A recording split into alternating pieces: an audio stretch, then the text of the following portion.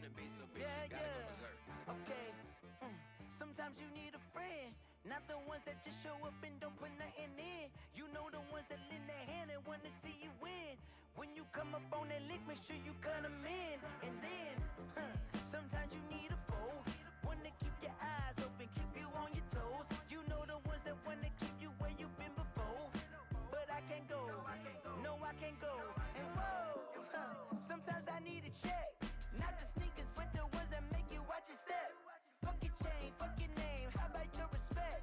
Give them more than what I get, expecting up the back. In fact, you know, I sat down with my accountant, he said I got good news and I got bad news. I said, what's the good news? He said, the good news is you made a lot. I said, what's the bad news? The bad news is you spent more. Okay, look, sometimes you need the faith, sometimes you need to know your worth, sometimes you need to wait. Shoot like the golden boy, but in front of the bay. You can't negotiate with Drake, you gon' have to pay. But wait, jugging on the main stage, fucking up the mainframe, loosen up your face, baby. Sometimes I need a vacate, meditate, hydrate, protect my energy before engagement. Grew up having nothing, you're labeled impatient. But once the boss made it, you're labeled amazing. Meticulous with words, such a force of nature. Boss. I don't wanna seem absurd, but that boy's a gangster. Focusing on me, way from Tel Aviv. Barbados with the hustle pockets, LIDs. Distinctive destinations, all I wanna see. Oceanfront residences, 3 different ones a week. Cause I deserve that, it's time to learn that. Mess around and put that thing up where your permit. 6 figures every year, yeah, I earn that. At the front of this line is where my turn at. Sometimes you need a friend, not the ones that just show up and don't put nothing in. You know the ones that lend their hand and wanna see you win.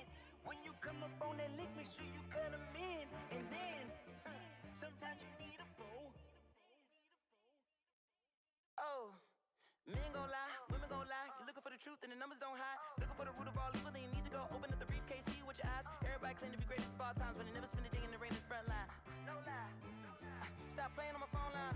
Shoot, lock and load. Pull up in the space coupe with the roof optional. Wonder why they follow suit. I've been groomed from the womb. Came out of my mama Gucci with some running tennis shoes. Faster than a speeding bullet. Nah, it's cool, it's cool. Don't play with it, baby. Say, so what you gon' do with it? Stop playing with it, baby. If you gon' do it, then you don't play with it, baby. Exactly. Yeah. Cause you ain't built like that. It's not a game.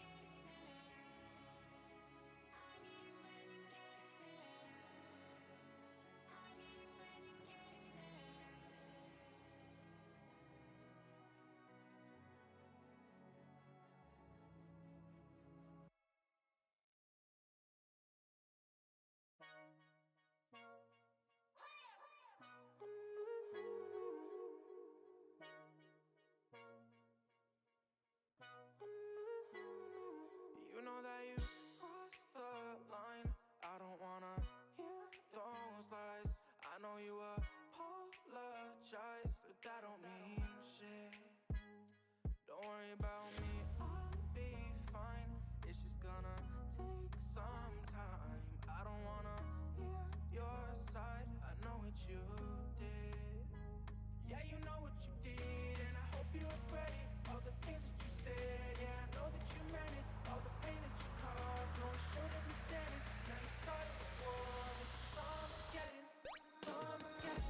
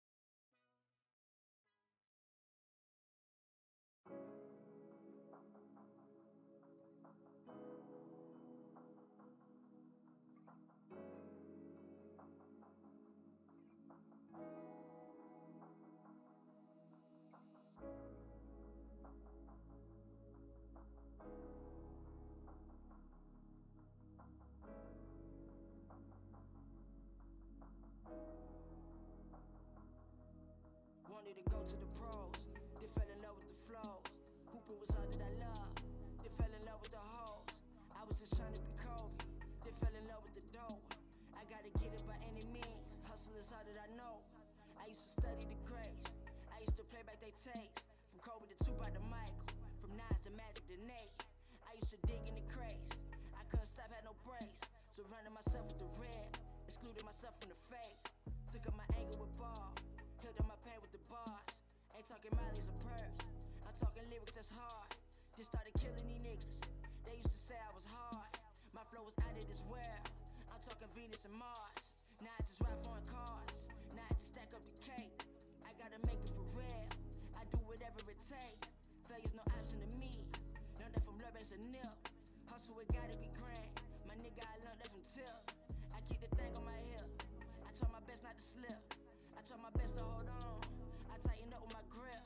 It took some time to get here, I ain't blow up off the rip. And I'm still chasing my dreams, chasing the dough, make it flip. I used to hoop, dream I would be in the league. Dream of them chanting my name, Andre for MVP. That went away after a while, I fell in love with the cheese. I fell in love with the music, music is all that I need. Hoop dreams, I was just a young nigga with some hoop dreams. I was just a young nigga with some hoop dreams. I was just a young nigga with some hoop dreams. Just a nigga with some hoop dreams. Anything for a dub. Had the highest confidence, man, everyone was a scrub. Compared to me and Dre, we was the hottest in the city. Laced our sneakers up and went to war for college recognition. Facts, Dre was my shooter, I'm pass first, let my niggas eat. I used that same mentality, brought it to the streets. Do anything to see my niggas get ahead. Nigga, life's a gamble, bet on black and make sure that you tread softly. Hoop dreams, I had visions on making it the pro. Shit was therapeutic, I had to use it to calm my soul. Shit was my drug and I abused it, it kept control. Got me on a high every time I used it, it took my soul. Hoop dreams, I had visions on making it the pro. Now I'm doing music, I really do this shit, hear my flow. Went from breaking they rocking them to the flow. Now I'm rocking mics, bitches throwing panties at every show. I used to hoop dream I would be in the league. Dream of them chanting my name, Andre for MVP. That went away after a while. I fell in love with the cheese. I fell in love with the music. Music is all that I need. Hoop dreams. I was just a young nigga with some hoop dreams. I was just a young nigga with some hoop dreams. I was just a young nigga with some hoop dreams.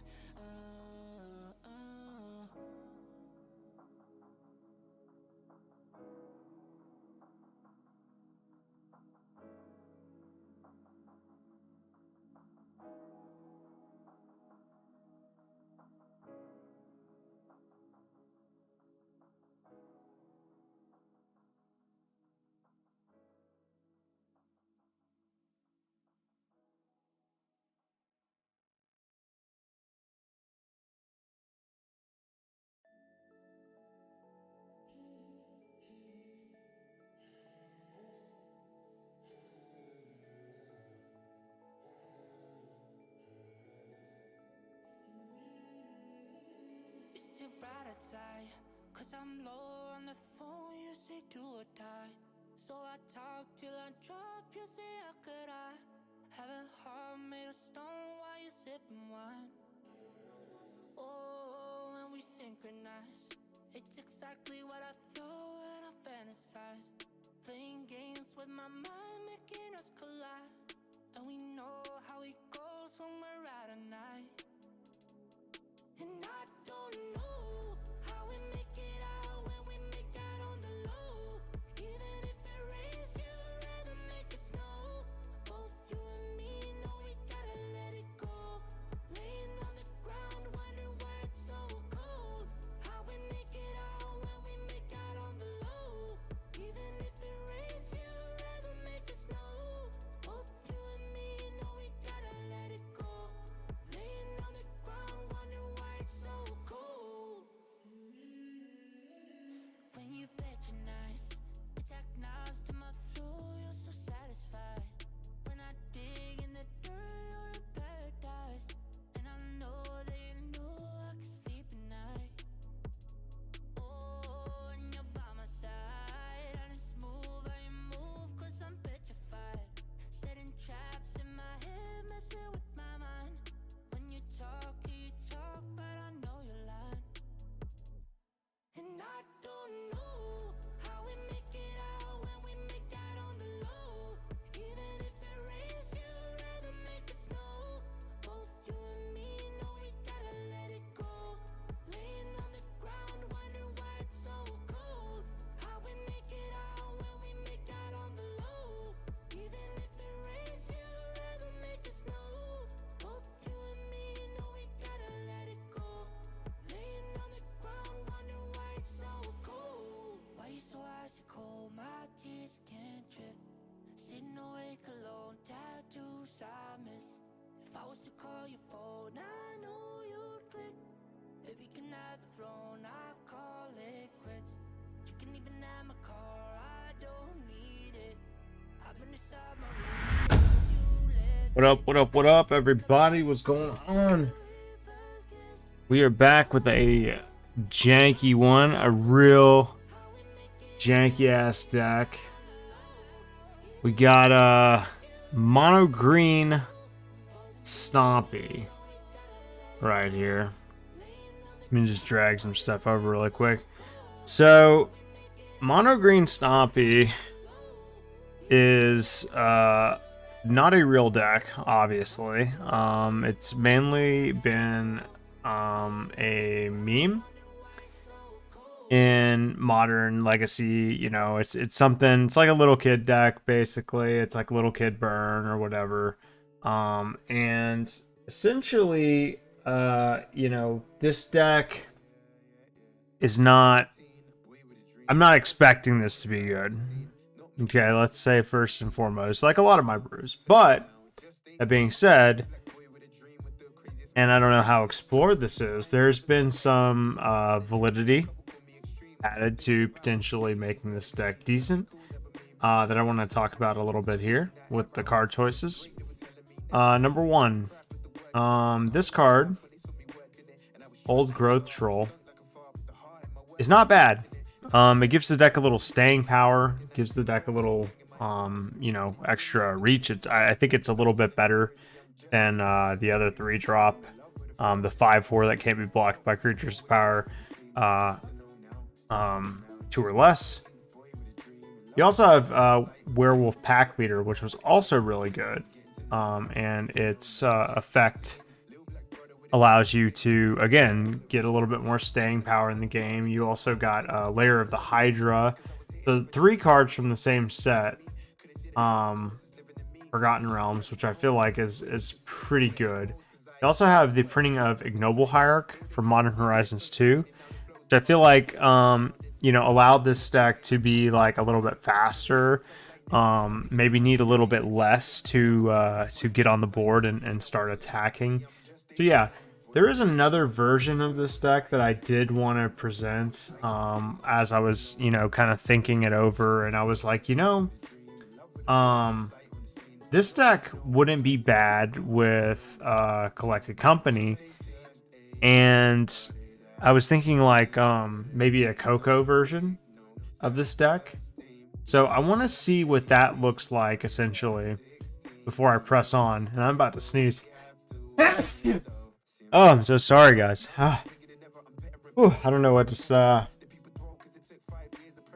don't know what just hit me. Anyway, so there's a deck in my mind, like a Coco version of this deck that I feel like could be decent. So let's see what, you know, what that looks like, I guess, from you know, just a Gee Whiz standpoint. Now I know that this probably isn't going to be better than the other deck, essentially, but I do want to see what our options are, because there are some 3-mana creatures that are, you know, strictly 3 mana that are pretty good, and decent hits off of Coco. So I just want to, out of curiosity, you know, I just want to see what that looks like. So let's name this one Green Stompy Coco. And you know, they're like, we could easily play like red, we could easily play like you know, blue or white. We could easily splash a color in a deck like this, right? It would not be difficult to do so. Let's just put it that way. I'm gonna maximize this for a second because my middle mouse key isn't working for some reason. I don't know why. Anyway, let's see here. Of course, you got Circle of Dreams Druid, which can tap for a bunch of mana. But let's just go down the list and let's see what, you know, cards, I guess, are just like aggressively costed, like couldn't be played in really any other deck, and then sort of go from there. So there's a few. Groundbreaker obviously isn't where we want to be, because that card is like you have to sacrifice it type of thing. Let's get down to the non-promote. In fact, here, I don't even know why I have that. Okay, so let's get down to brass tacks here, and we'll sort this by rarity. No, I'm pretty sure it is. Okay. That was a new one that was like pretty decent. There's Chatterfang.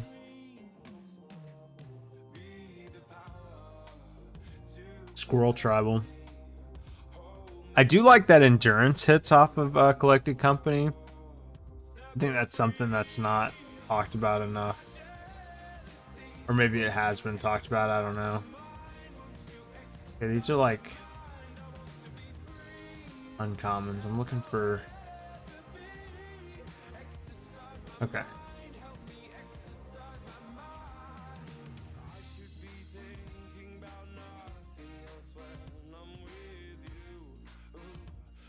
I remember I thought Undergrowth Champion was going to be really good, and it ended up being like kind of a dud. Boon Satir is pretty cool.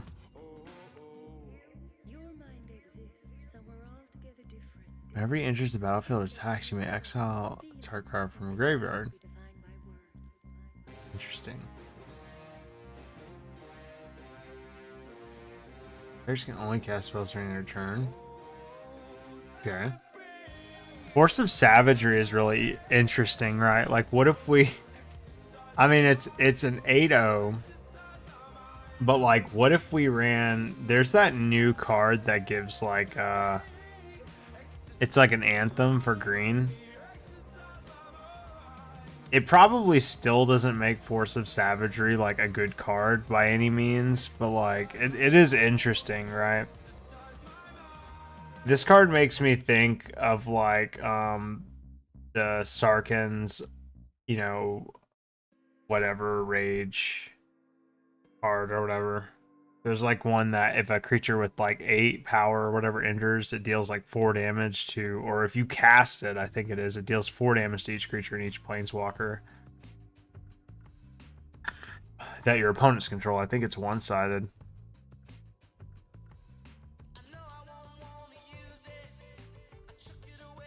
Protection from blue and black. That's a troll. Hornet's Nest was really cool.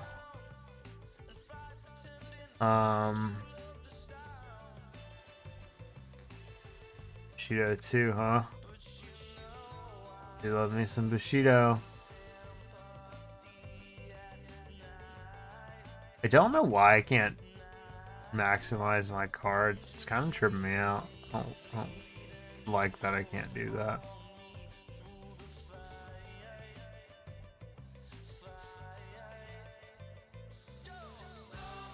I might, hang on a second. I'm gonna close Moto. I'm gonna reopen it.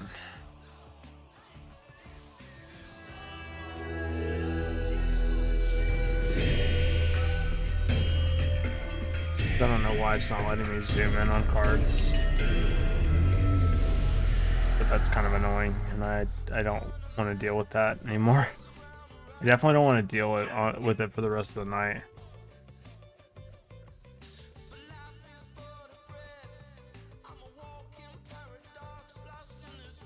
But yeah, like, I'm thinking, like, a collected company version of this deck that, like, takes full advantage of, like, the really, really strong, aggressively costed green creatures that are in, you know, that are in green that, you know, are just unplayable, basically, in any other deck.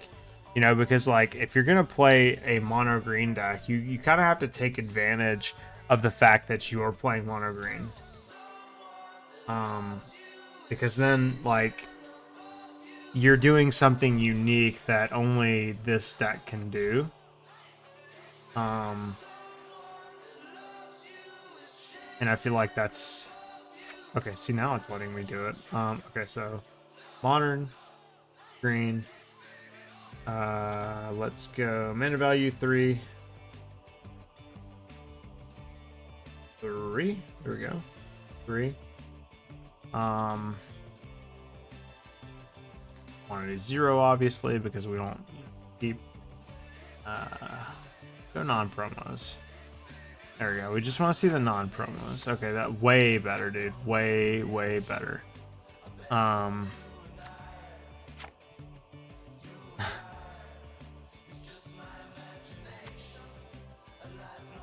it. Okay. So, what was the card we set aside? We set aside, like, what is this? One's 7. Wow, no, that's a lot.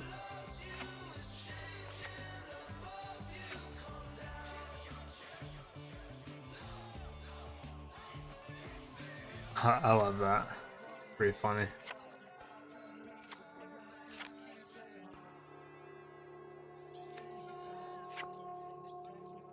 Fill the top card. If it's a creature card you control, you may Cast it without paying its mana cost.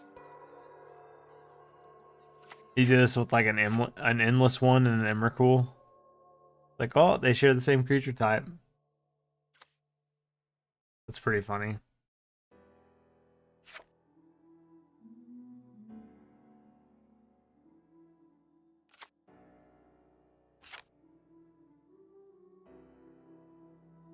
That card's kind of strong, isn't it?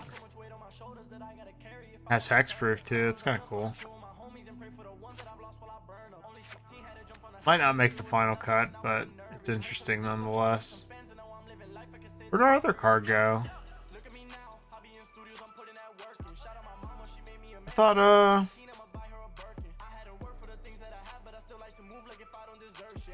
there was one that... I'll probably find it. Here it is. Okay, it kept it in the deck. Okay. So this one is probably not going to run the experiment ones. So let's go like collect a company, collect a comp, because we're gonna file for comp after this. No, not really. Why is it showing me? I don't want to see promos, man. Okay. So like probably just no Strangler Rootgeist. Probably no Avatar of the Resolute. We'll see. We'll see.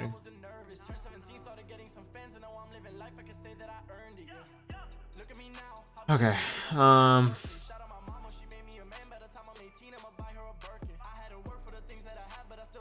What does the Ronis do again?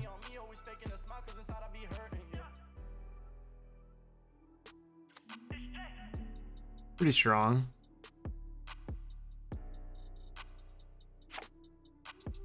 Can you show 8 or more lands? Yeah, that's not gonna happen.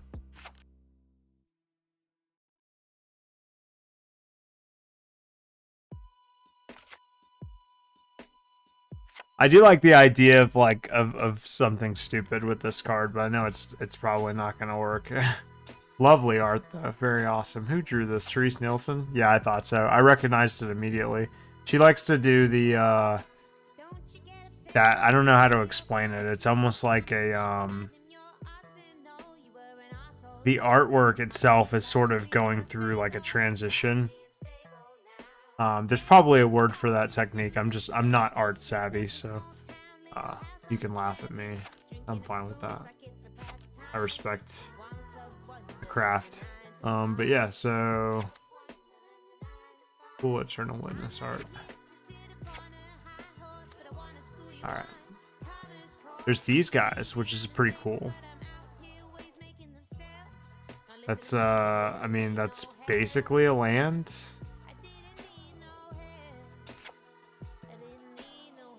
Next untap each permanent you control. In your combat, target wolf or werewolf get +2. You cast. Okay. Neat, but probably not good. Oh, and in this deck, we can definitely play one of the companions because we're all of our creatures. Well, no, never mind. They probably won't share a type because I think in this deck you have to play like mana dorks, unfortunately.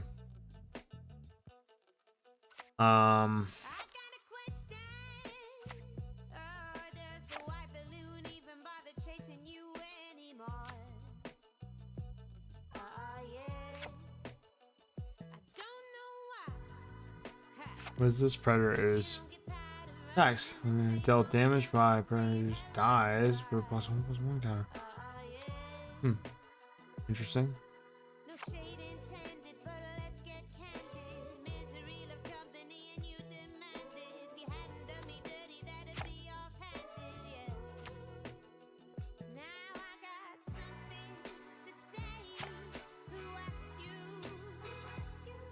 Dealt damage.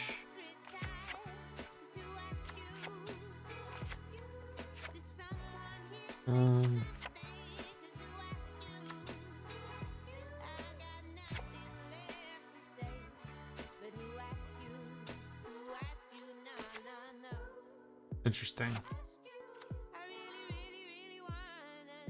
Yeah, there's a lot of choices with just random, like, maybe we should, like, okay, so I probably want this guy. This one's really good. This used to be the shit, like back in the gap.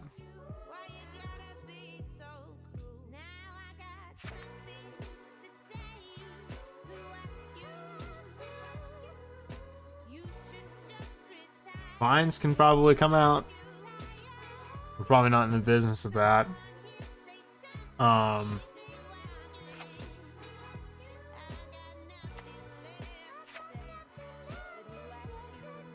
Maybe cast enchantment. Okay, that's just enchantress. Okay. Let's see.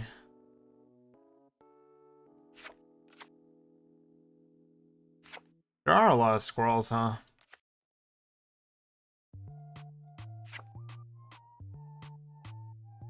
Or a green creature enters the battlefield under your control, put a +1/+1 counter. If that creature is greater than your bow, put another +1 counter.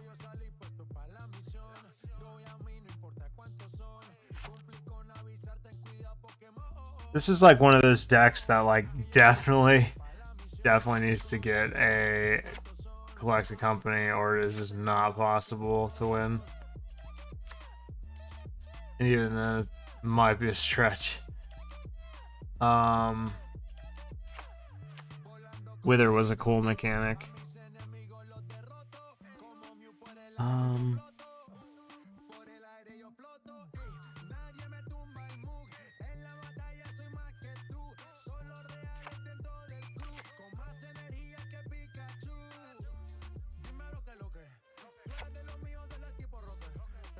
Love that. Love that art. So I was trying to see if there was anything like aggressively costed in green that sort of made it worth, like the 3 drops. I see Steel Leaf Champion. Obviously, there's Yorvo. Those cards don't necessarily ETB with anything, but they are just big creatures. And it definitely makes like cards like the Great Hinge very easy to cast. Which the Great Hinge enters the battlefield.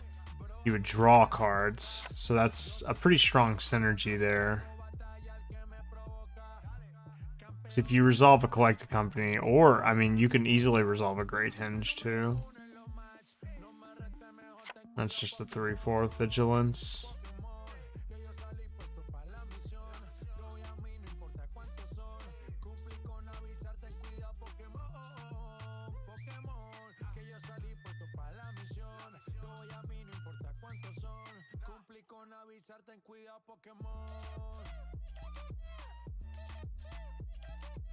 Just looking at all of our options, you know.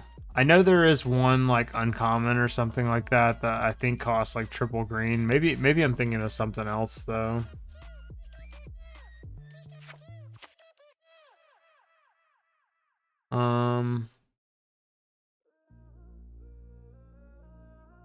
But I think it's just a vanilla creature. It's not like anything. It doesn't do anything. I think it's just like a triple green, like 4 or 5 or something like that. But yeah. I mean, I don't think it. Who knows? This is 56. What if we did like? So the thing is, like, Force of Savagery is really cool, and I'm sure people have probably been trying to break this card for a very long time. But the problem is, like, if you don't have the new green Anthem, like, what's it called? Anthem. This one.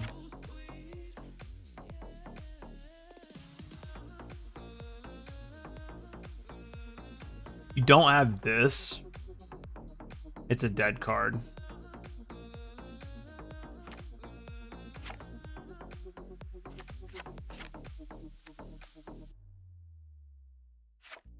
I'm mesmerized in every way. You keep me in a state of day. This card is absolutely nuts. If you can get like a couple of these out, though, I mean, like that is a lot of fucking damage. That is a potential for like indefinite lethal if you just have a few. Like that's, just think about it. Like that's easily like 8 damage alone for 1 mana.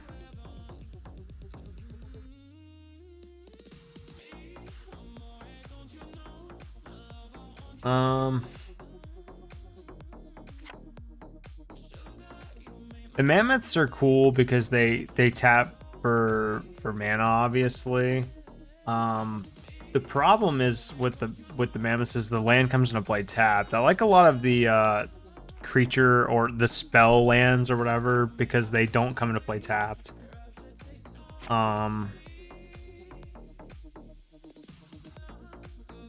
Whenever another green creature enters the battlefield under your control.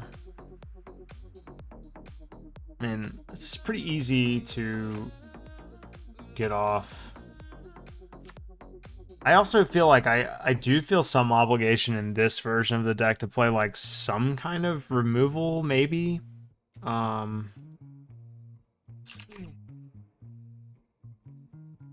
don't know if Sylvan Anthem is really worth it.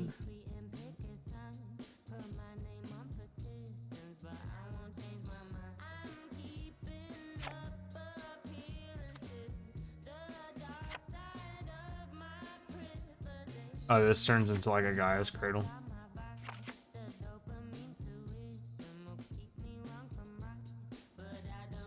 I was just trying to see if there was something that's like, whenever a creature enters the battlefield, do something, you know?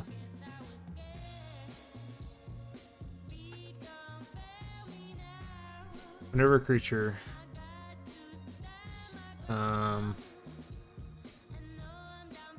I'm probably gonna hit like the same results for this, right? Yeah, roughly. Cream of the crop. Whenever you look at the top X cards of your library, where X is that creature's power. Don't draw cards or anything like that, so that's not good enough.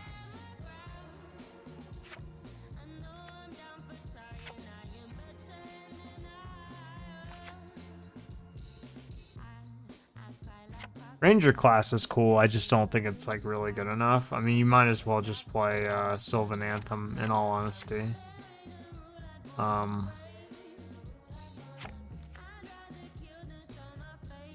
And Sylvan Anthem, honestly, Sylvan Anthem isn't bad though. It really isn't.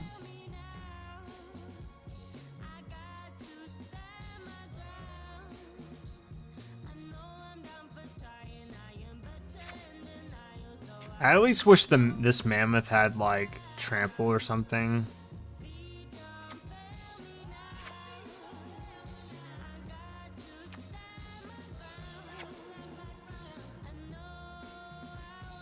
Yeah, this just isn't good enough. Maybe if I had indestructible. Is a lot of fucking damage though. Especially with the aspect of the Hydra, it's like kind of absurd. Yorvo.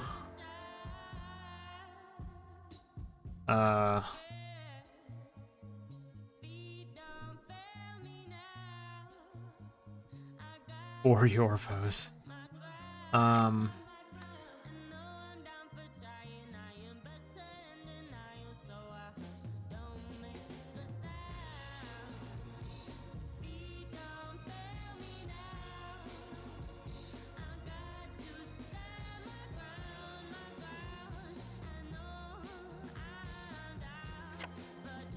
This card's cool, I just don't think it's like super duper good, but it might just be what we have to do. I mean, there's not really too many like good removal spells in this color. But I guess we could go for Dismember. We don't need a ton of removal in this deck.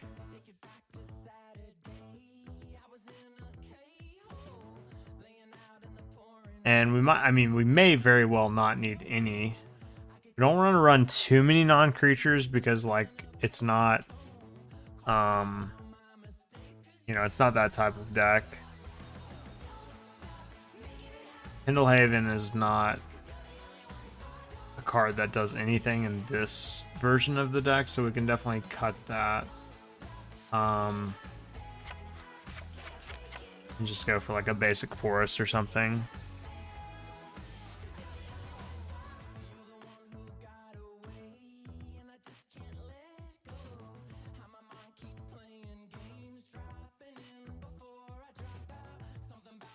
Let's see.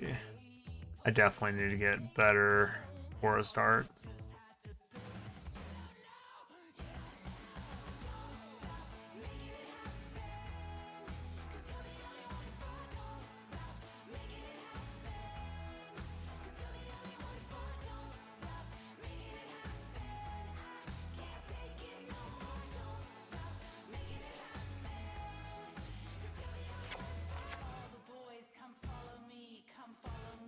Okay, so in this version of the deck,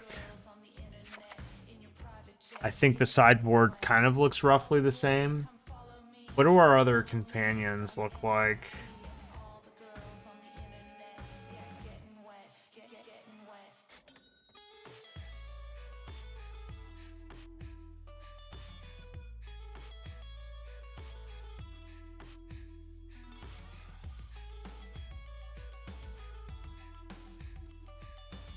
The hell? Oh, that's right. IB.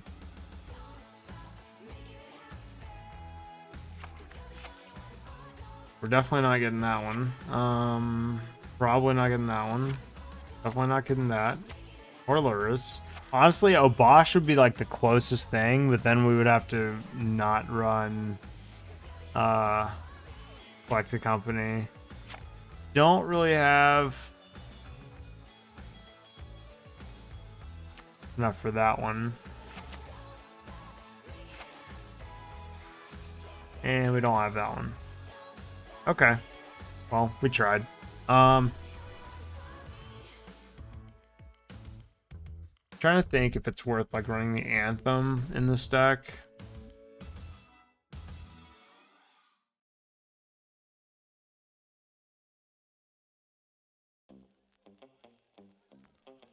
I don't think so. I don't think we need it.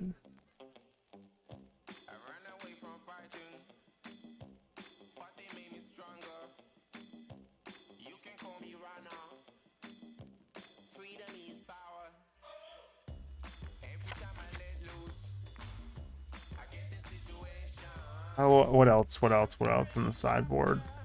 There's like cards like Choke.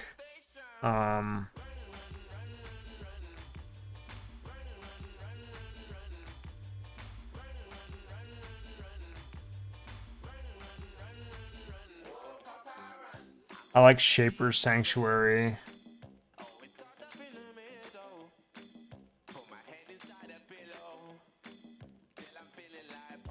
I don't know, just thinking out loud. Like thinking of the stuff that could be in this deck.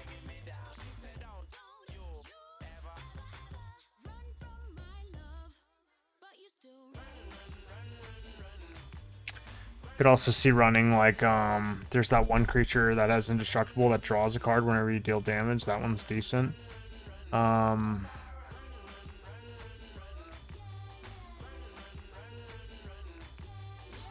could see running like a couple of copies of Void Mirror.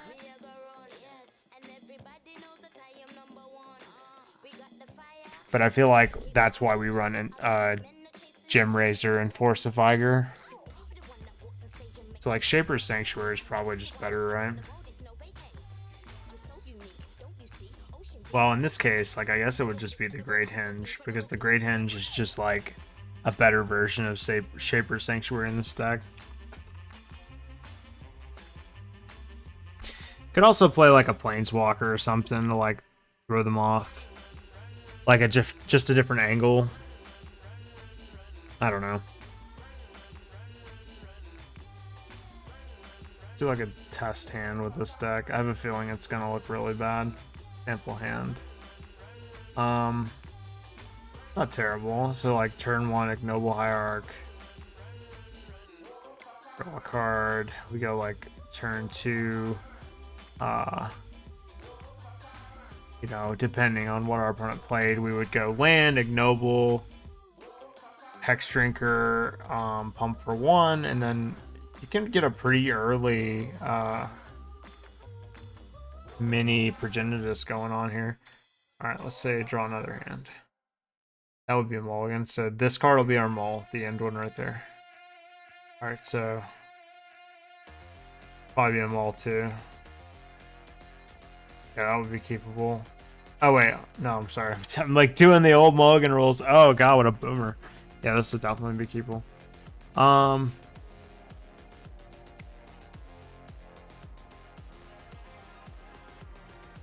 These hands aren't bad. Thoughtseize might be problematic.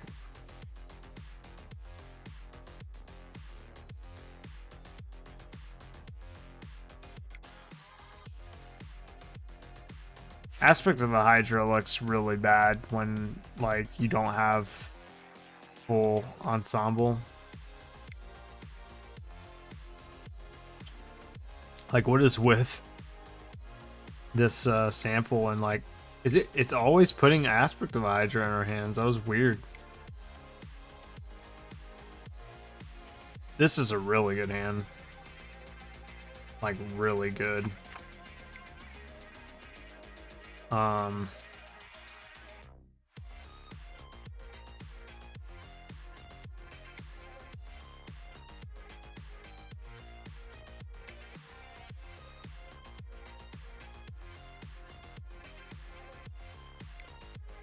I feel like Aspect of the Hydra is like our best and worst card simultaneously. Like it's really good and it's really bad altogether. Like I can see that like if you were playing against like a control deck, it's really bad, but also like I mean it does blank like a bolt and stuff like that, so that's cool and all. What's this deck looking like? Properties. Sample hand. All right, let's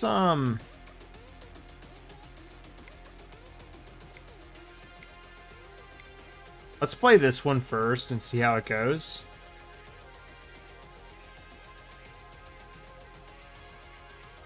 And then we will try the other one if that one doesn't go well. What am I saying? Of course they're gonna go well. These are finely tuned machines. Definitely not something that I repurpose to current metagame stuff. I would never do that.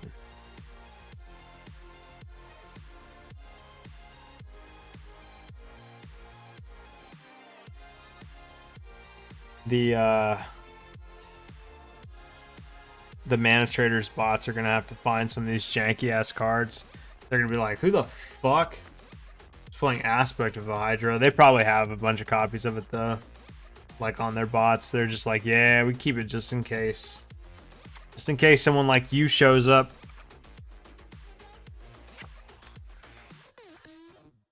I can see not playing Avatar of the Resolute in this deck. It's good with it's good with a couple of our cards, but it's not like the end all be all. In fact, it's kind of just like decent. If that makes any sense.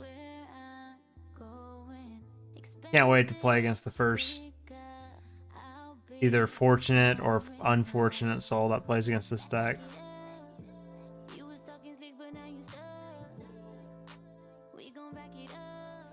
And I feel like this deck, like a lot of decks in Modern, either has like probably has like very polarizing matchups across the board, but it's probably either like really good or really terrible. Let's see. 1. How many play points do we have? 22 ticks. 161. Okay, so we. All right, someone come get their free tickets. Come get them.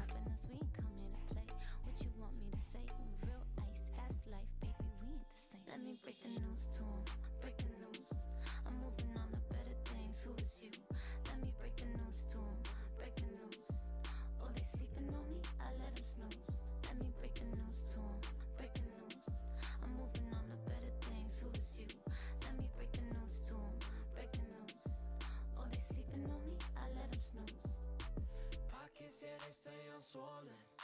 Check all this money we holding. Ballin' out here with my crew. Ain't nothing. By the way, guys, if you want to get updates, if you want to stay in the loop of things, or if you just want to be a part of like a pretty good gaming community who, you know, links memes and pets and food and just talks about like games in general, not necessarily just reflected or just restricted to Magic, I recommend heading on over to my Discord. You can find the link in the description on my Twitch. You can also find it on my Facebook gaming page. You can find it on my Twitter. Virtually any of my social medias you can find it on. I would highly recommend joining the Discord. It's full of great and awesome people, but also like it just keeps you in the know and keeps you in the loop on what's going on with the stream. If you're into that anyway. I understand that not everybody wants to join 10 million Discords, and I totally get that. I understand. I had to leave a few recently myself because I was a part of, I don't know, I just sometimes join Discords on like a fling. Like I might be like into something for like a day and I'm researching it and I'm like, oh, there's a Discord, and I'll like join it and forget about it. And next thing I know, I'm like getting updates for this still, and I'm like, you know, I'll stay because I might get back into that thing one day, and I never do. So I end up staying in these like random Discords for like way too long. Like I'm in one for cryptocurrency that I no longer invest in. I don't know why I'm still in it. I'm just kind of like too lazy to leave. So all the time I get updates from like shills over that cryptocurrency, and it even goes as far as to like spammers will message you, and yeah, it's dumb. All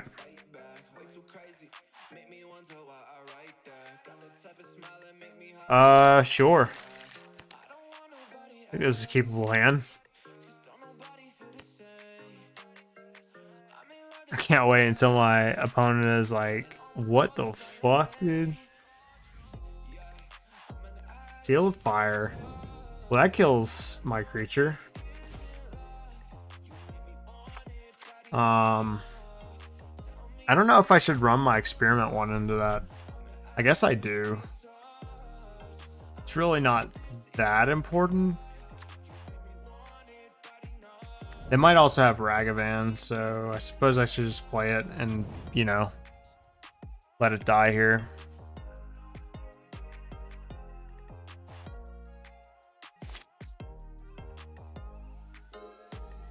You're probably playing Ragavan because, you know, Ragavan is like an actually good creature that you should be playing right now. Vexing fucking Devil. Let's go, dude. I love it. Of course I know what Vexing Devil does. Seal of Fire targeting me. They have a... What is that? Whenever you... Oh my god. They just went off.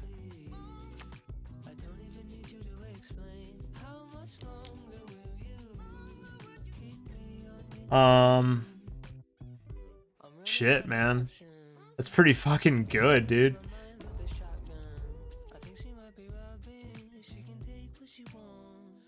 They're gonna hit me for 6 next turn, put me to 8. Holy fucking shit.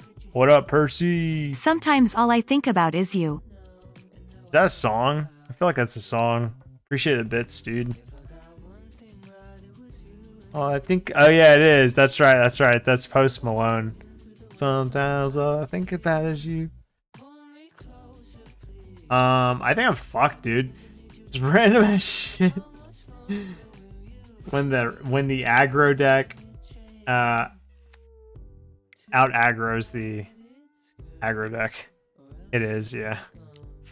Alright, this has trample, so like I don't know, I can, instead of flying.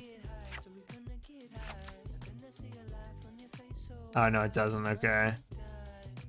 We'll do that, I guess. Oof. Give me 5.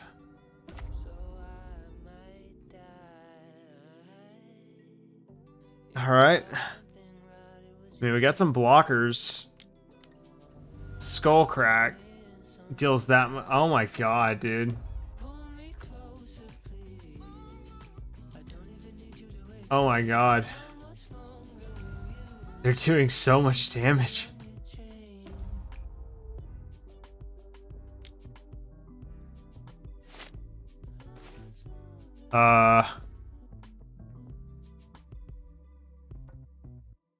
What is this video?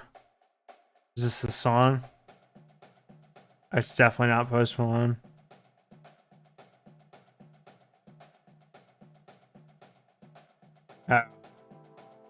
Must be a different. There's a song called like Fall Apart or something like that from Post Malone. So I have to hope they don't draw a removal spell.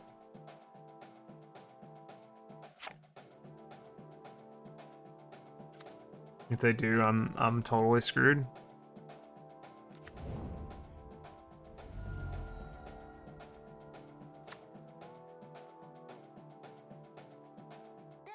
This is gonna get 2 +1/+1 counters on it. This would get 2, 3. So this is probably our best line here. The double experiment ones. Oh wait. Okay, maybe that wasn't our best line.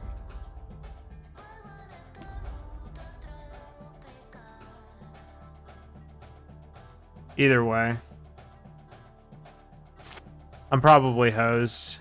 Yeah, that's a good one. Yeah. Yeah, of course you attack here. Just kill all of our creatures. You might as well.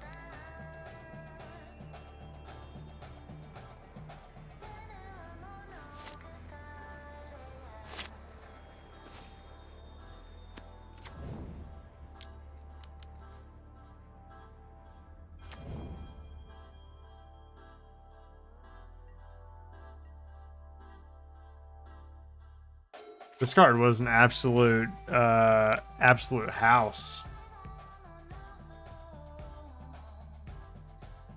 An absolute unit.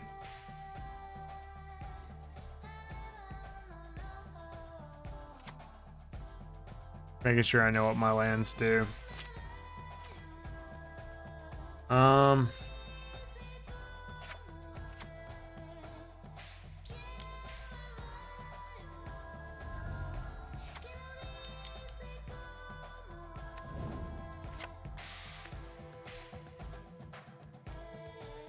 So we can make it a 3/3 and swing for 11 next turn. Yeah, or we can just get bolted. Okay. Alright, so we're playing against some form of burn. We pretty much bring in like our burn hate. Aspect of the Hydra fades a burn spell, so does Vines of Basswood. I think we can probably afford to cut like we just trim on like Hex Drinker. I don't know how, like, I didn't really see much of their deck, so I don't know how good like Dismember is, like how many other creatures they're running. Experiment 1's not bad as a blocker.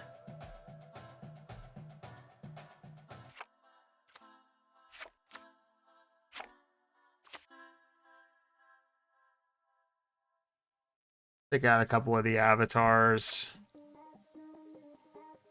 You're hot.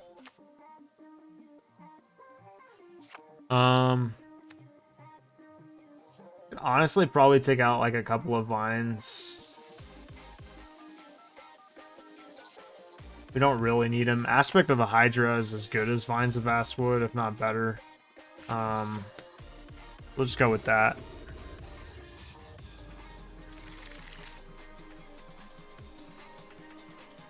Alright.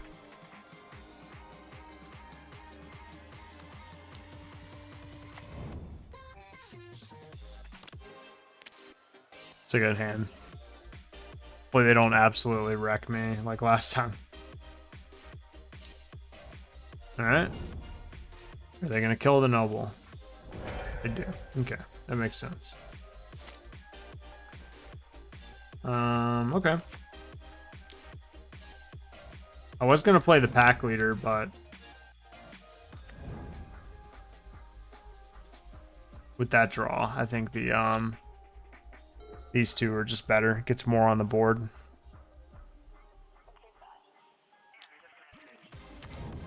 Lava Mancer's good.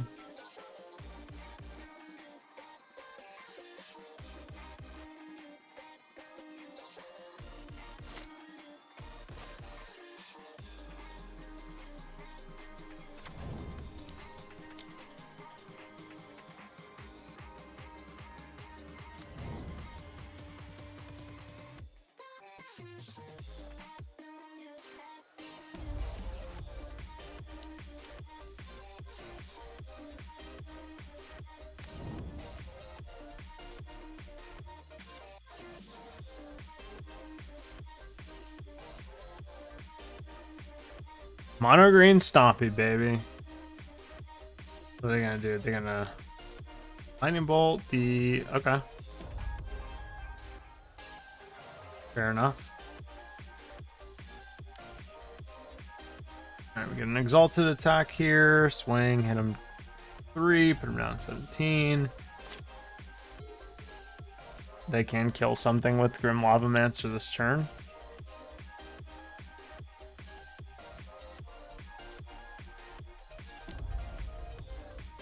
Riftbolt has entered the exile zone.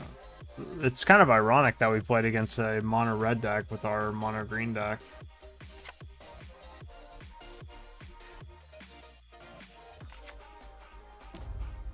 Another Riftbolt enters the exile zone. I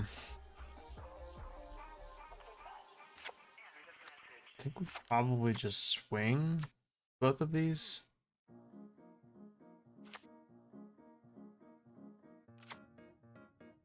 I don't want to throw down my Hex Drinker unless I can protect it. I want it to just get hit by Grim Lavamancer.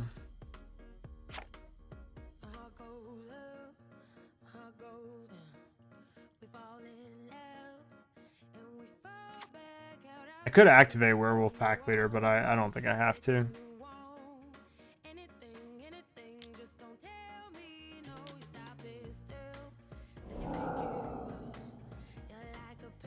Okay.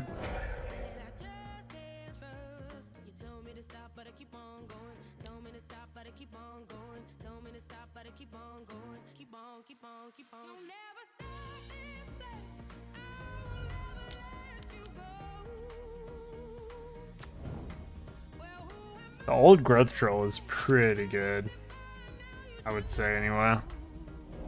Now let's see if they go upstairs with this and like cast that one card. No, it looks like they're just gonna kill stuff. They might kill the troll this time. I'm not sure.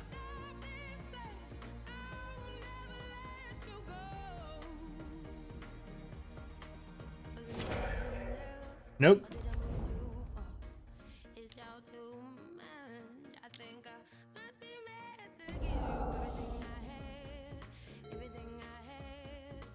They did that all on upkeep, which is very interesting. I don't think you have to do that. I mean, you might as well draw your card first just to see. Alright.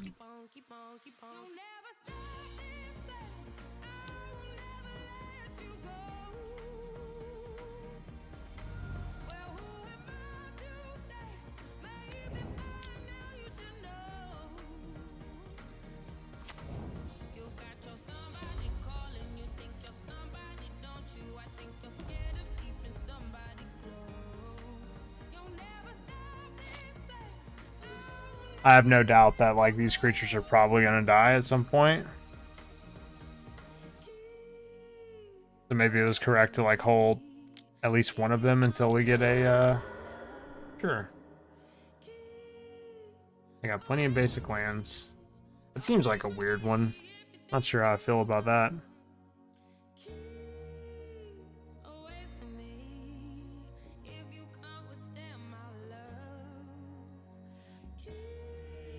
All right.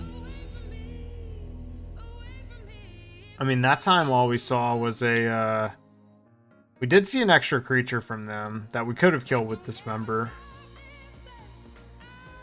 So maybe it's worth it.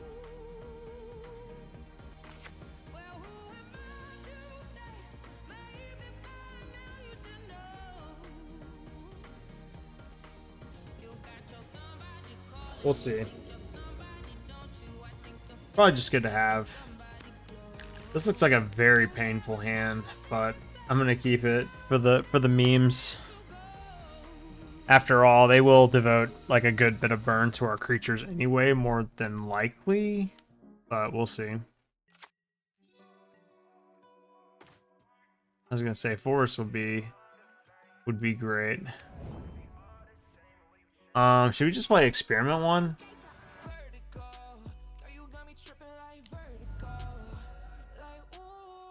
Just gonna play experiment one because like I don't want to get my noble hierarch blasted by this seal of fire.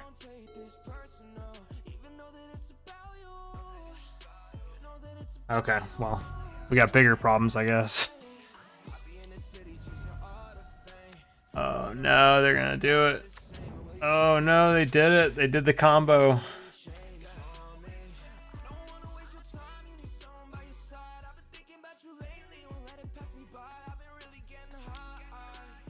I could have cast Noble Hierarch there.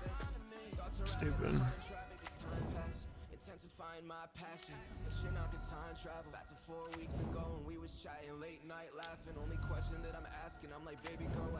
At least cast one Noble Hierarch there, because we know we're gonna cast at least one. Oh man, they're about to blow me out with this random ass card.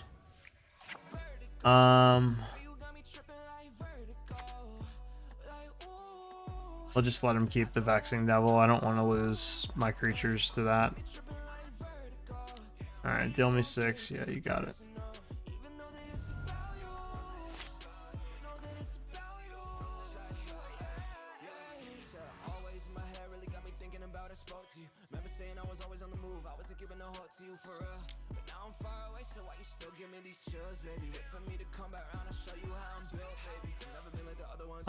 We have 4 mana to work with. We can go Hex Drinker plus Old Growth Troll.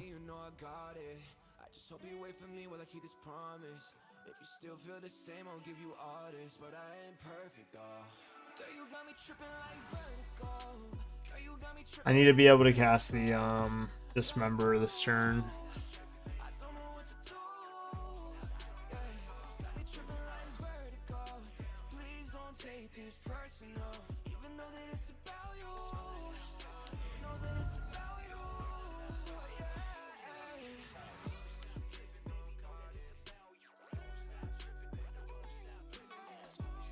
Yeah, we might get screwed here. And this has to enchant a forest, right? Damn. Big yikes.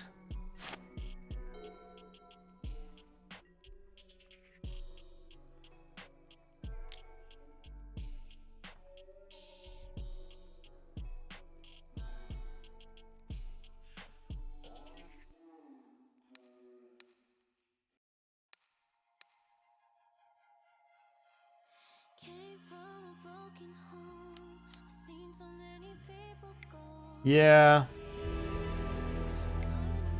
Let's try it again. Let's cue it. Like that was like a weird matchup. I don't know. I know it seems like kind of shitty, but I wanna play against a meta deck at least. Yeah, this is perfect. Let's play against a meta, like a real meta deck.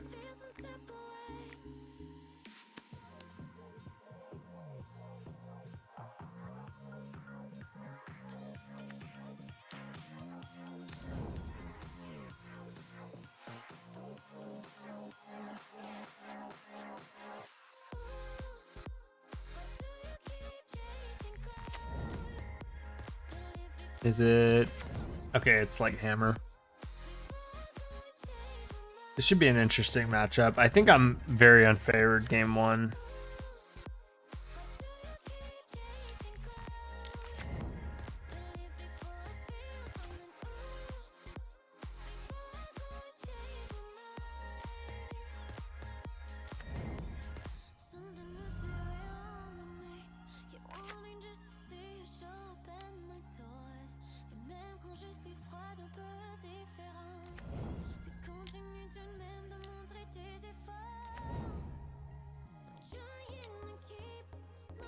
This might be one of those matchups where you're like so unfavored that you're just supposed to scoop like game one without them seeing what you're playing, but who knows.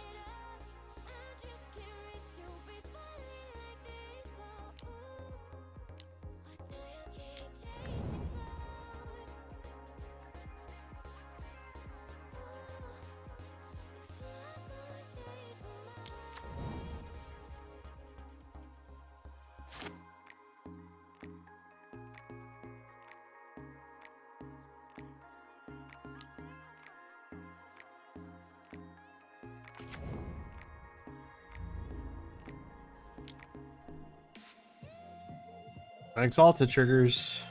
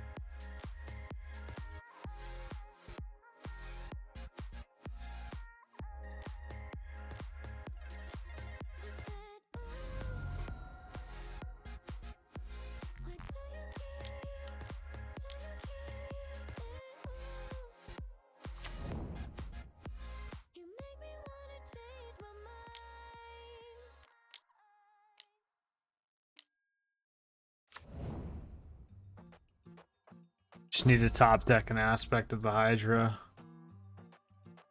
Be perfect. Yeah, maybe the Coco version is just like what makes this deck like actually playable. Not sure.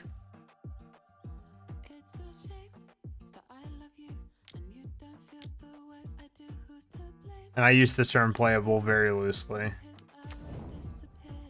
And there's Pure Steel Paladin.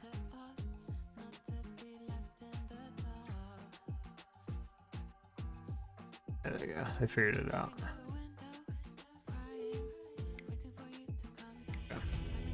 We should have a pretty favored matchup post board though. We have Quadruple Force plus Gem Razor. I think this would be a relatively straightforward matchup. They don't play any targeted removal, so Vines of Vastwood isn't really that necessary. Dismember is probably worth bringing in. What do we cut here? I usually go towards cutting the avatars, but I might shave like a Hex Drinker or two.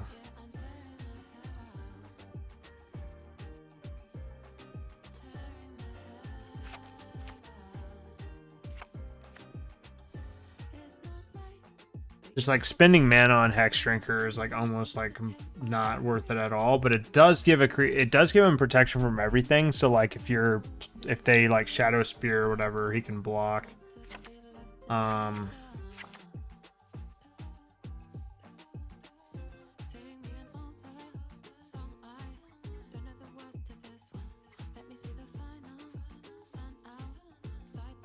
Something like that.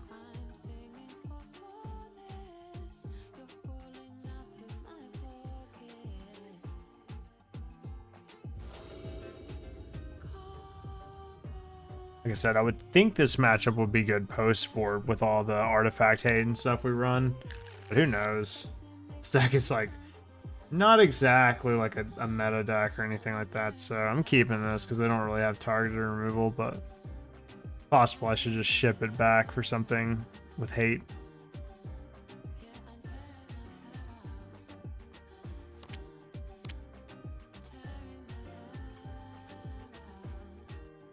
Okay.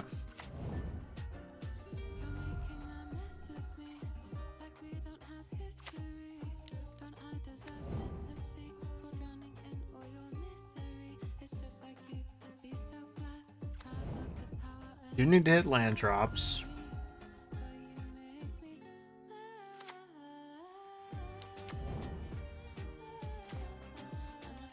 Okay, good draw, good draw.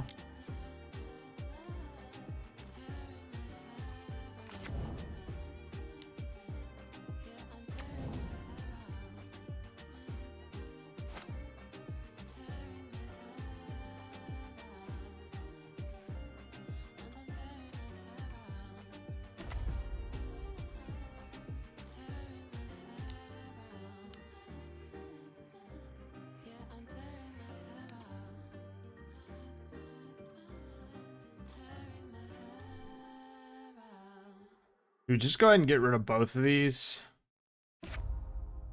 Probably should have did it with the trigger on the stack, huh? Oh, it's as it enters the battlefield.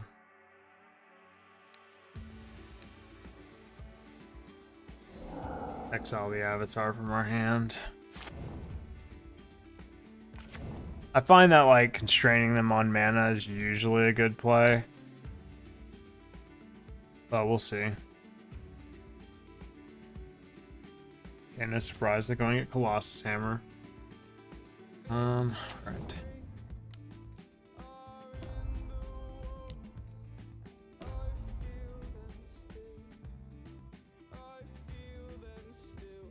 Play like Avatar the Resolute. Eh.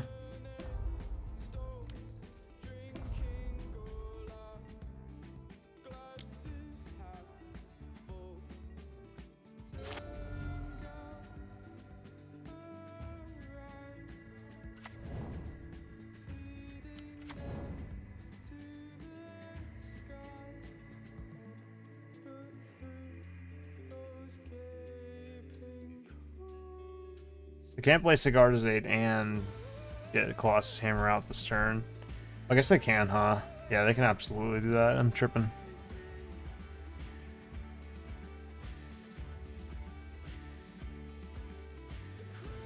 I guess next turn I'm kind of pressed to play Avatar the Resolute, just to block Inkmoth Nexus, if anything.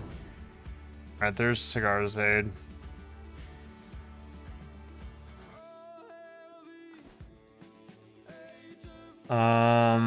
So we can't attack this turn. We can give this like a few +1/+1 counters.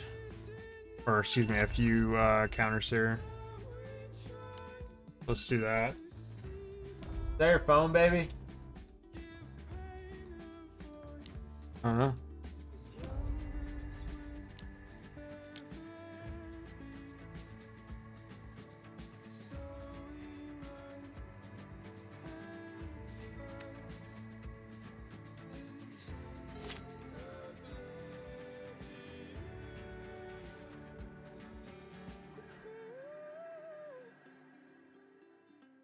I don't know. Maybe we were supposed to save the forest for Colossus Hammer. I just like they don't play a lot of lands, and in my mind, I'm like I can win the game in a short enough amount of time where like it would be fine. I think that's just game, right?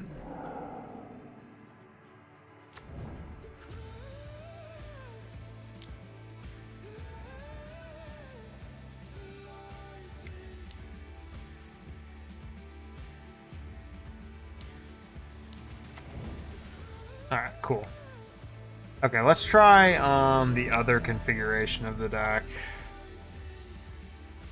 This one. And see how it goes.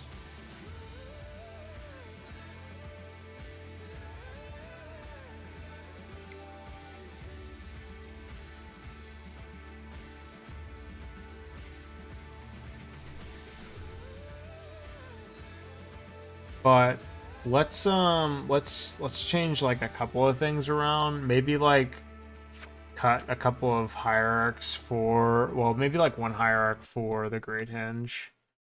Another Great Henge in the main. And then in the sideboard we'll go like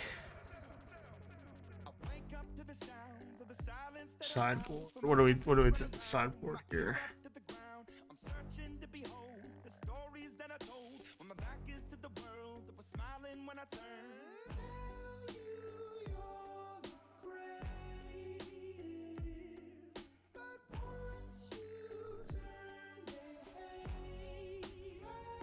I rather like choke. Good card. Very good against control.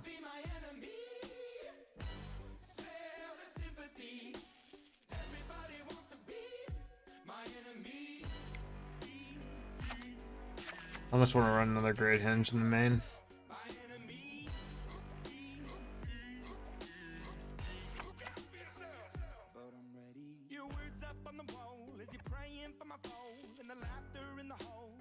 Nah, we'll run 2. That's fine. Or 3, excuse me. That's fine. Alright, so export. Save. Yes. Okay, cool. Alright, let's return what we have. And then let me order what we don't have. Because I don't feel like picking through the cards and like deciding. Alright.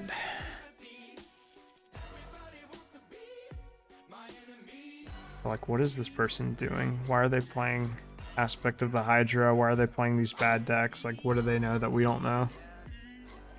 Mana Trader starts like subsequently specking on Mono Green Stompy. Confirm. So let's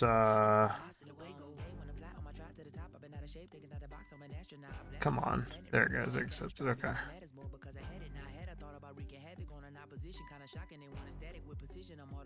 right.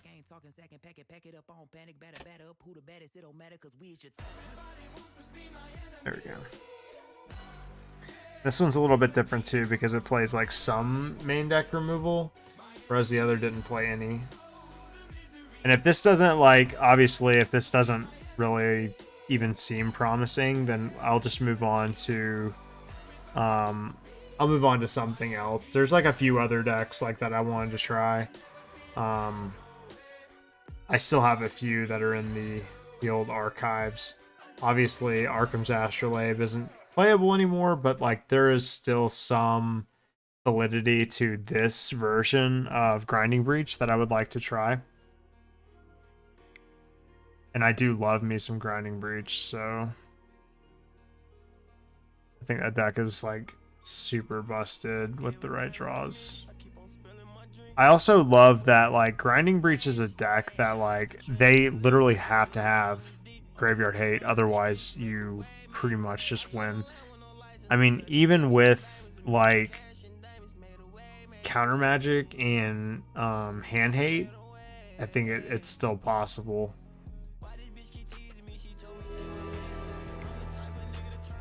Alright, so update. And let's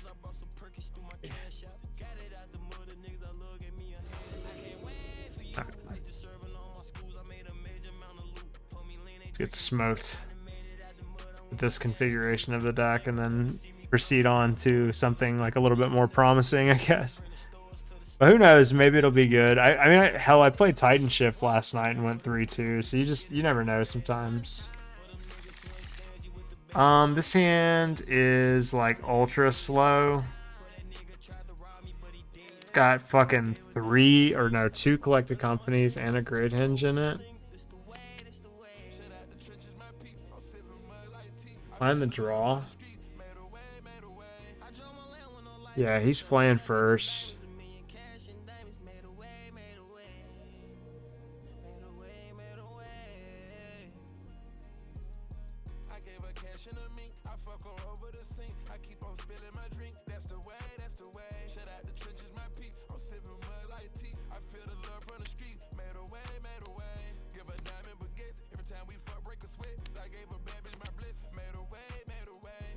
I'm gonna keep it, but like I'm probably gonna get absolutely blown the fuck out.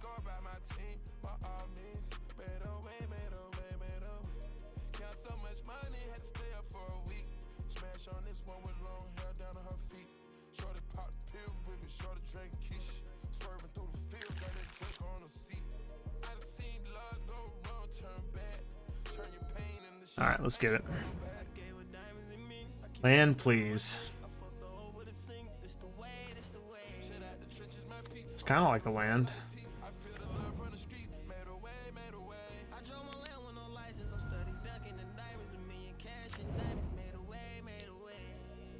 Well, they didn't destroy it. If they cast smallpox here, like I'm in pretty bad shape. Blue white.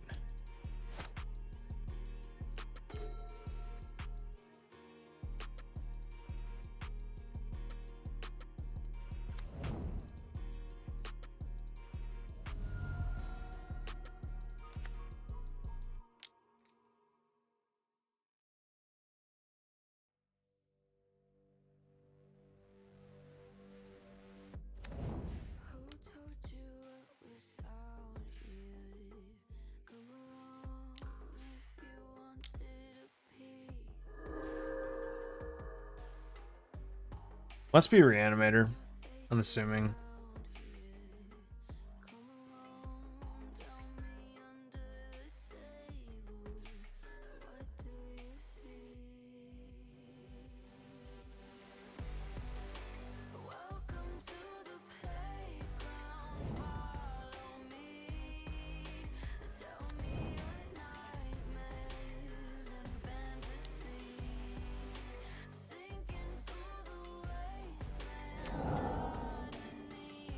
Okay. I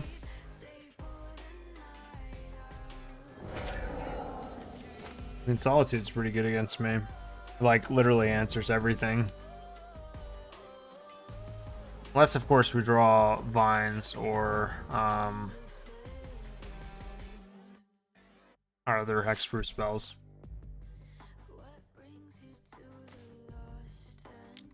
That would have been decent.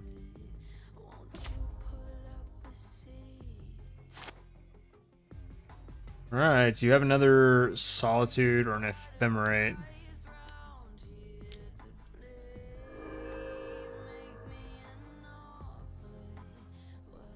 Like, no, at least not straight away.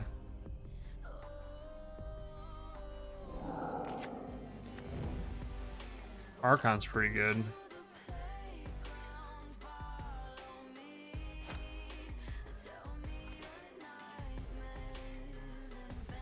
How much is Great Hinge? 5.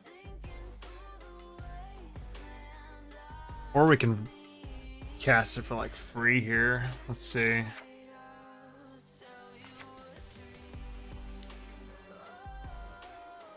mean, we still have to pay the 2.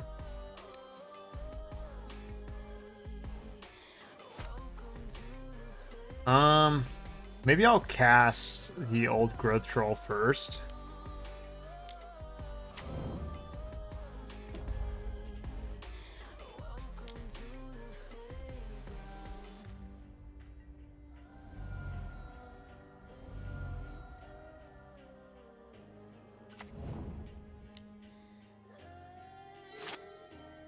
And at least if they bring back Archon of Cruelty, we can like do something with Old Growth Troll. Like we can sacrifice it and then, you know, put it here, or we can sacrifice this, depending on, you know, what the board state looks like at that point.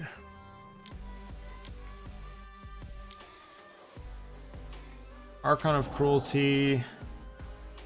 Alright, so if we sacrifice this, we add it to the forest, and Chin Forest has add green. So, question is, do we discard Collected Company or the Great Hinge?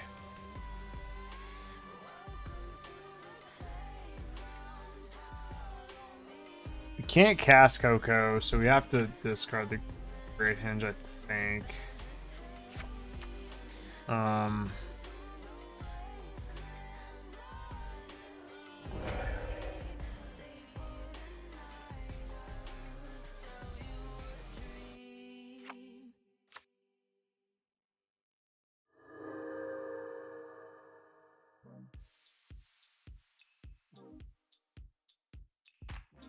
I'm feeling something different. When you left, my picture changed. I was blinded, I'd not envisioned the same face in a different frame.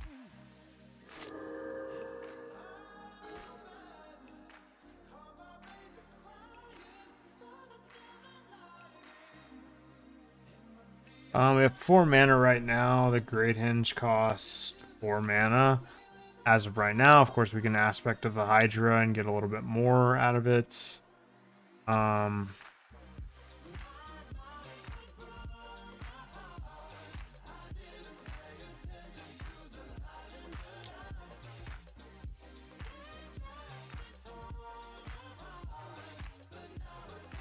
it's 3.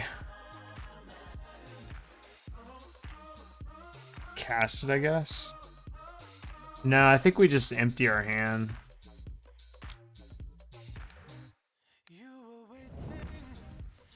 Hit him for 13. Put him to 6.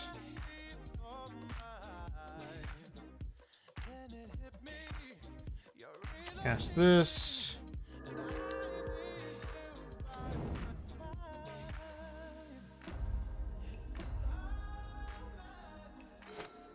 Alright. And I think this time around we'd probably just sacrifice Ignoble Hierarch.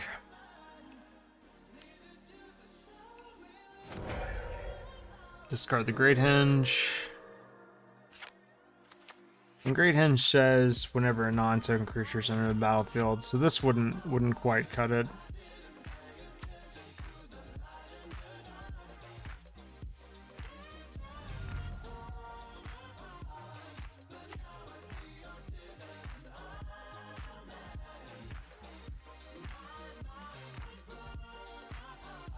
Block that.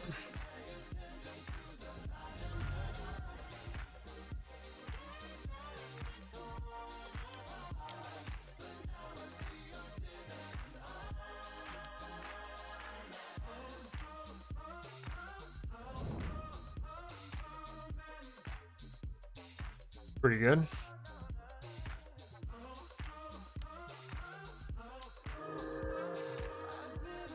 Definitely always want to draw your cards first. Doesn't matter because they're playing against my bad deck, but like you always want to see what your options are first. If you have the opportunity to draw cards before you do something, you always want to do that.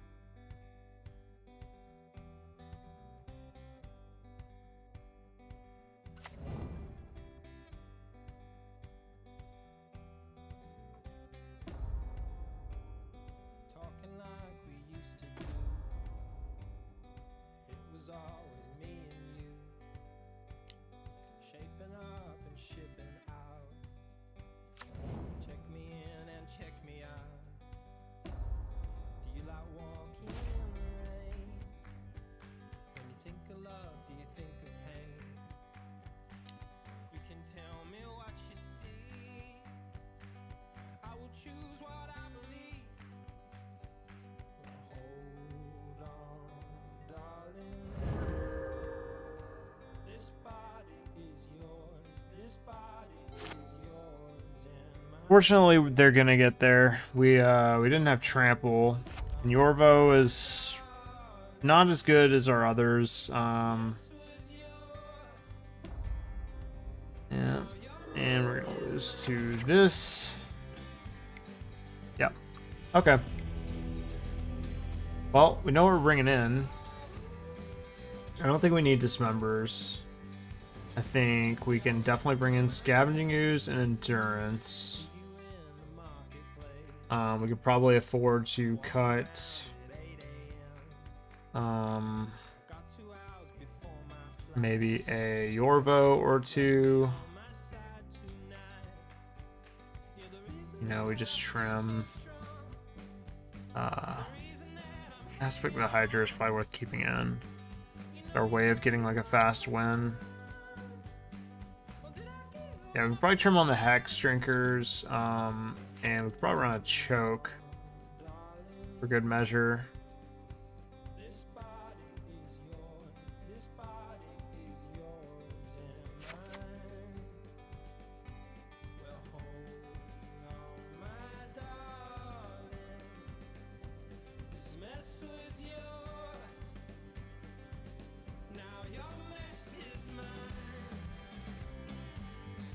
go.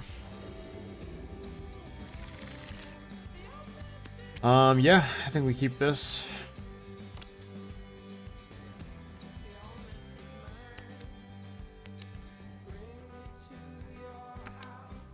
This deck does surprisingly have like a little bit of legs. I don't think it's like necessarily amazing or anything by any stretch, but I think it's definitely a start.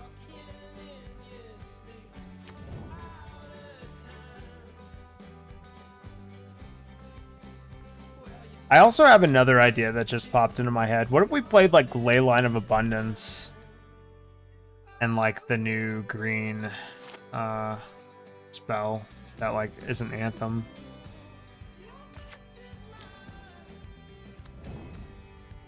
Like, what is there anything about that would be good? Maybe.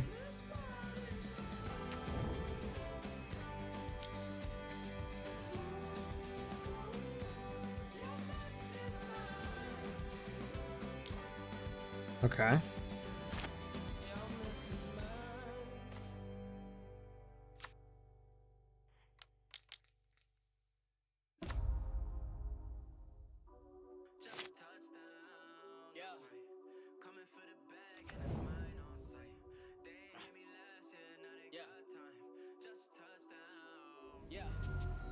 For perfection, damn them at the quota. Said I got the juice and my cup runneth over. I am not a rapper waiting for a blow up. Type to win a Grammy, but don't never show up. Far as what I'm doing, got a lot more in the way. Let the song cry, but it's a lot. Yeah, Teferi is pretty decent against me. I don't really have a ton of ways to answer a Teferi.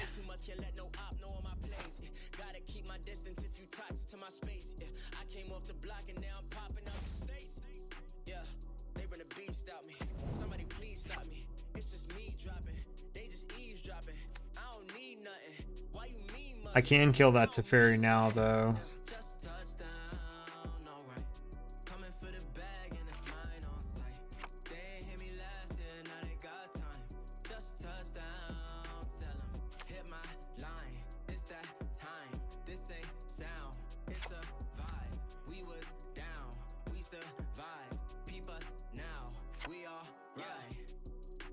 Pressure on these rappers doing numbers, don't I? Drop an album, then I ghost a couple summers, don't I? Got it looking mighty easy for a come up, don't I? Dream so big that Yeah, I don't like that line actually. Got it jumping 10 years later, don't I? Execute so well, I bet they think I made it, don't I? I do me so well, it's hard to imitate it, don't I? Talking to myself like all the greats is crazy, don't I? Yeah, I guess I really get right to it, don't I? Keep a smile. We get Hex Drinker or do we get Noble Hierarch? Hex Drinker is fine.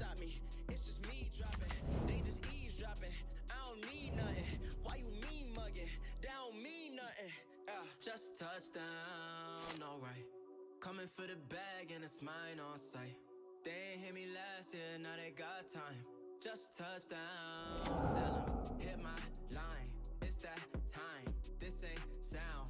It's a vibe. We was down. We survived. They got Ephemerate. It's pretty good. Pretty good. Pretty annoying. Yeah, I got an idea for a better deck, I think. Alright. So let's go ahead and like trade this one back. So once upon a time there was a deck that was floating around Modern, and it was an interesting one. It was Leyline of Abundance, and I never thought the deck was very good because, frankly, it was always more of a fringe deck. But there was a time when the deck started actually picking up in play. And, you know, a lot of that had to do with just what cards were legal at the time. But there, you know, I think that maybe there's a possibility that it could be good again. So let's see. So Leyline of Abundance it basically has your it has your mana dorks task or tap for an extra mana. We're gonna have to go back like a little ways. Whoops. Cancel. Let's do a custom range beyond 3 months.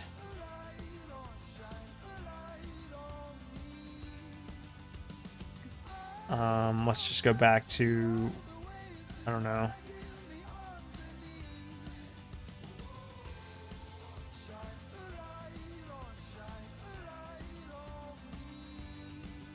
Like a year.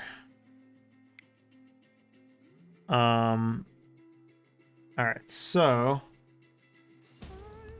what decks were playing this? So you had mono green. This was like at a weird. Okay, so let's see things that were like that actually did well. 4 and 3. I want to start with a good shell, and then we'll go from there. This was elves.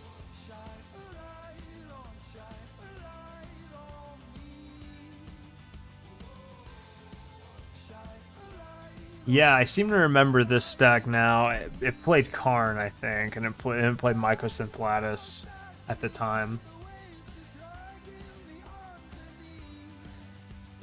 Read from the reel. Tap, untap.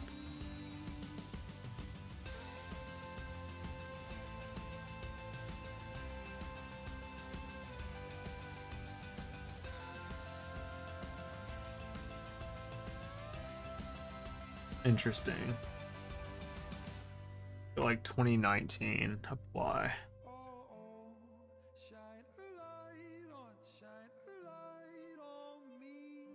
Blue green. This was a 5-0. What was about this one? That was Once Upon a Time. Was that it? Hydroid Crisis, Llanowar Tribe.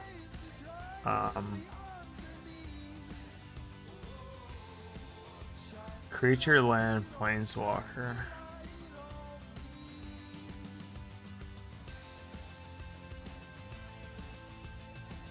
So how did they do it? They just resolved like an early planeswalker and ran away with the game. +1/+1 counter on each creature you control.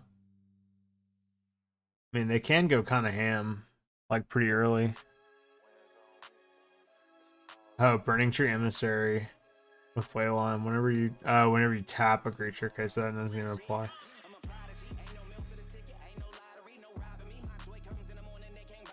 They did play Nykthos, which is kind of cool. Crater of Behemoth. I love it. What the fuck is that art?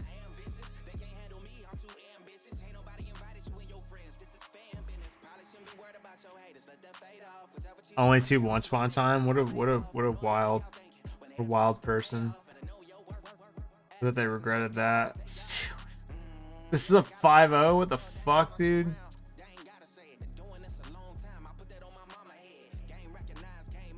How did this deck do it, man? How did they 5-0?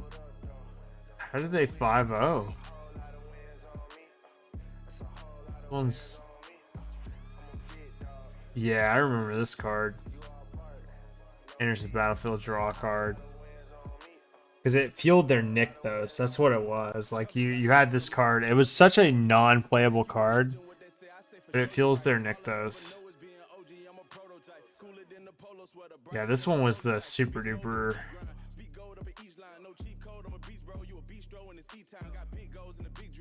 Look at all these goddamn one-ofs. Woof. I mean, this deck had mana for days, though. Especially if you started with 2 Leylines of Abundance out. Like, I remember when your opponent just puts that shit out there. Like, it's like, all right, pregame or pregame effects. They put out the 2 fucking Leylines, and you're just like, are you serious?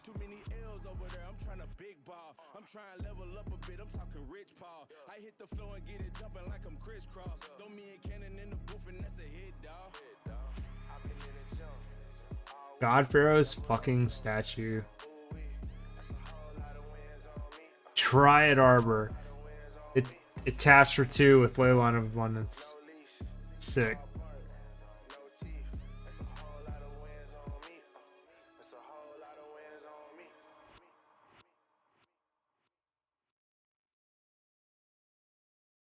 I don't even.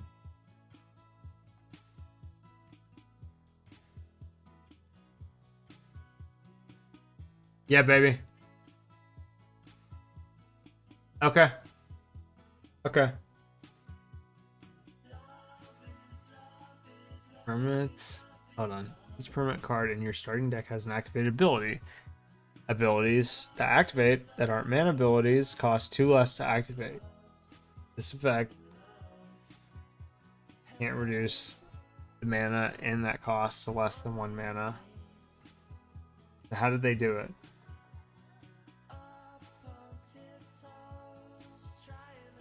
Three green.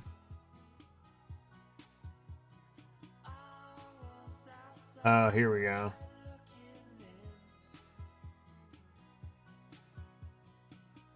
So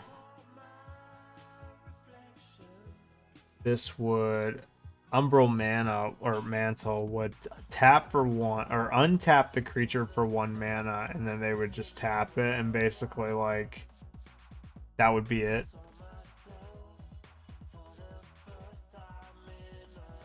So they would go infinite with this card because their creature with Zerda on the battlefield would be able to go infinite. It's super glass cannon-y, but it is infinite technically. You have to have a Zerda out on the battlefield.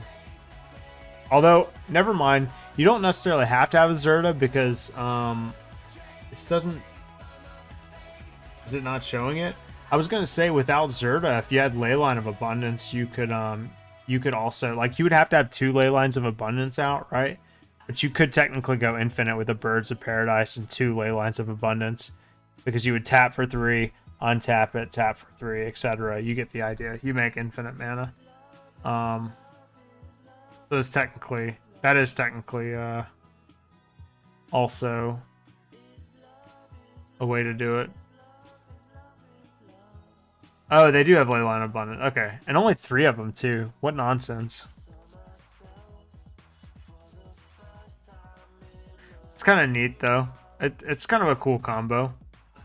I can dig it. If you're playing Devoted Druid, though, wouldn't you want to play at least 1 Vizier? So that way you get that combo, too. Because, like, if you played 1 Vizier, then at least you have the infinite combo that way as well. And you can go and get Vizier with Court of Calling, you know, or Collecting Company. Of course, they're only playing 1 Court of Calling, which is a little weird. I also don't like this card.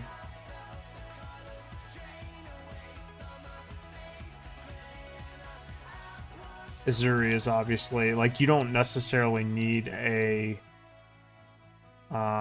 win con like Walking Ballista when you can just activate Azuri an infinite number of times. Yeah, so this one's cool because you can essentially combo off with either Umbral Mantle or Azuri. And then of course the Leyline of Abundance. I don't know if that's better than just like straight up mono green. Let's see. Let's see what this looks like. My initial thought was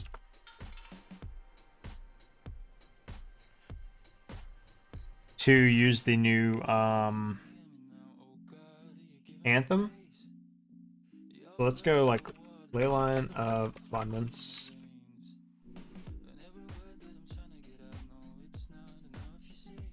And of course we're gonna run a ton of mana dorks. So like my first initial thought was like to go with this card. Where's it at? And just play like a ton of mana dorks. And you would be able to maybe play with a card like Beck and Call or something. and sort of go off, I guess. Whenever creature enters draw. Is there any other card? Like, obviously there's that card in Legacy or whatever, but is there any other cards in Modern?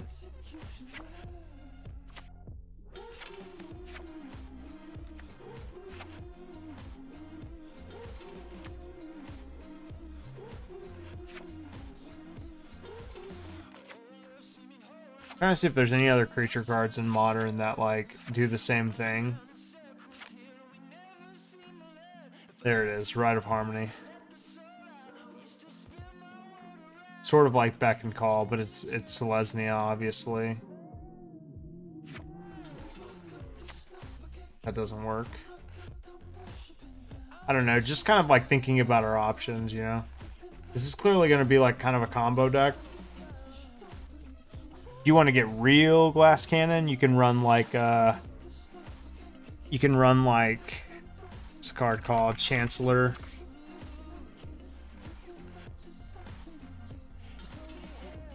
You don't want to get like real absurd. You may reveal this card from your opening hand. If you do, at the beginning of your first main phase, add green.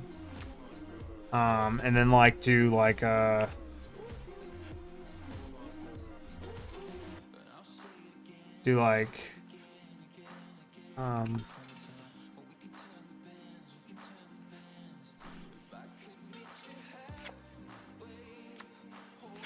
something like this.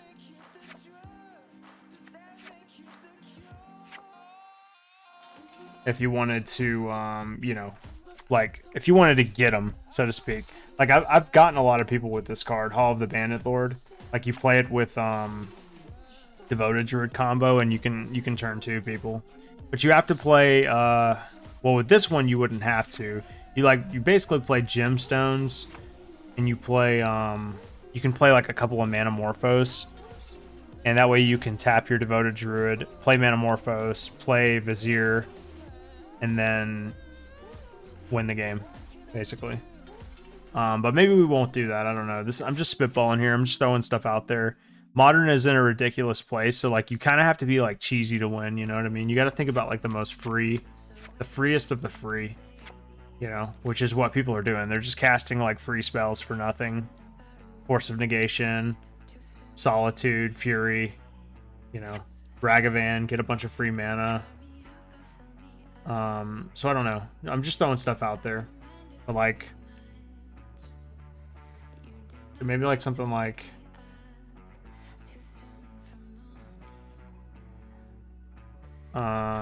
Devoted.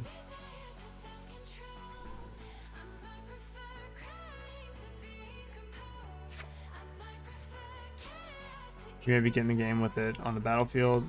So it's like whenever you tap a creature. So unfortunately it isn't whenever like a creature adds mana, you add an additional one, because otherwise you might be able to do something with this. I may not actually run Chancellor. It might not be necessary. I'm just kind of like throwing stuff out there. Nykthos is probably a card you want to run if you know, if we are just mainly mono green, which we might be, because you can start hard casting these, but also like it's just gonna allow you to have an absurd amount of mana to cast this and inevitably combo off, right? Of note, we can't play Chancellor with the Zerta. So that is one thing to think about. So Leyline of the Cat is the one who came up with that deck. Where's Leyline of the Cat? I like their name. Sorry about that, guys.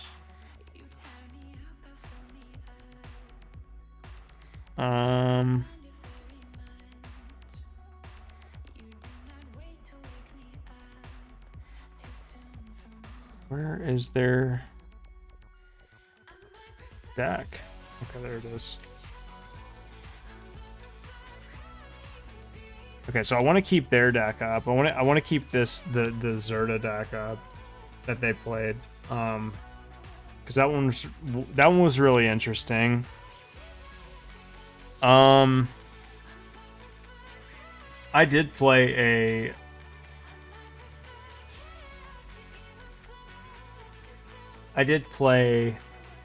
a Vizier deck a while back, a long time ago. That was pretty good. Something similar to what we're doing, but this is a little bit more like unexplored, I think. I'm just trying to find it. I guess it doesn't really matter, but basically it played all of this. Oh yeah, here we go. I think this is it. These were running Pact Negation. Yeah, Hall of the Bandit Lord. This was like my final iteration of the deck. I was trying to find like an answer to some stuff, but like this one was interesting. Chalice of the Void really caught people off guard. Turn 1 Chalice, because people were playing Bolts, Paths, you know, you name it. And if you Chaliced for 1 and then played like Devoted Druid and stuff, you just won. Of course, I played Gemstone and all that jazz. This one was a little bit different. So I just kept like running through iterations of the deck. I mean, this one even played Postmortem Lunge.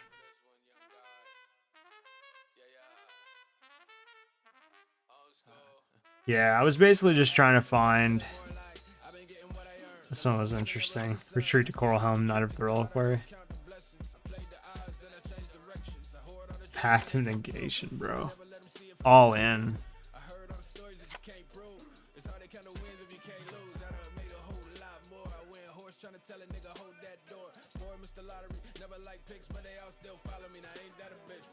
Okay, so where were we at?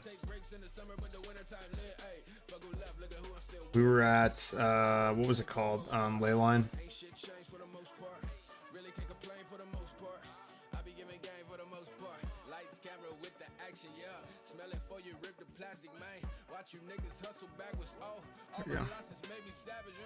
Yeah, just, I mean, you know, there's a lot of options out there that you can do. A lot of weird stuff.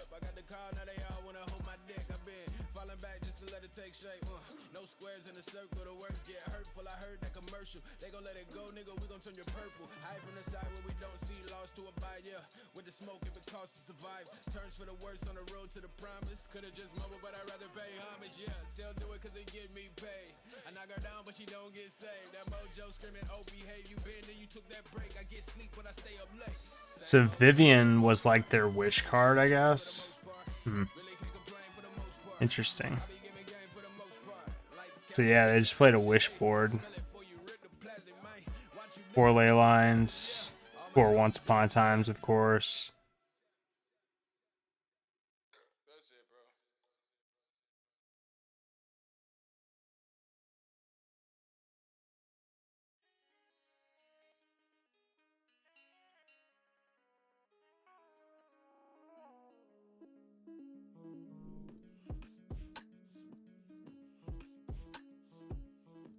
How many lands did 7 or 19 lands?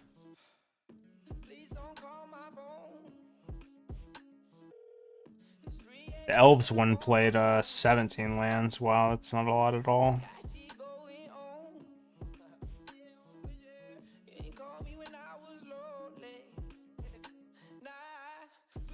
This deck certainly got better because now it now they have what's the legacy elf? I'm terrible with elves.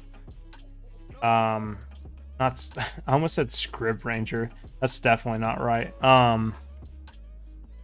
The Quirion Ranger, I think is what it's called.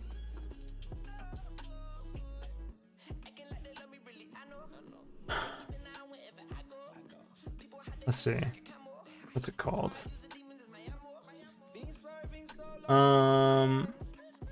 Yeah. Yeah, this card is legal now.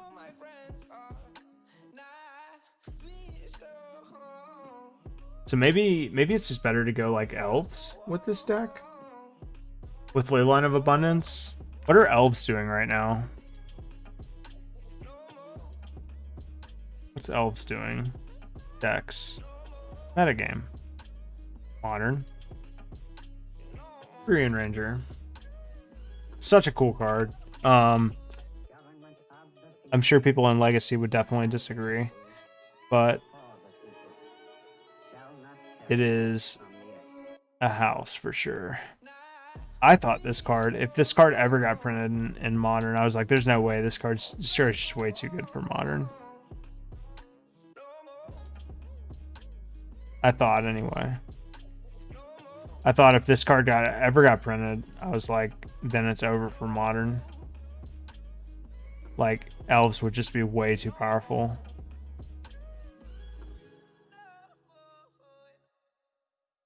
Yeah, Archdruid, all that jazz. Heritage Druid we definitely need.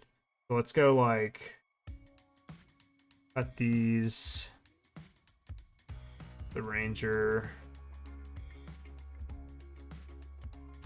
There's a combo with this. That's pretty neat. Anyway, so Mystic.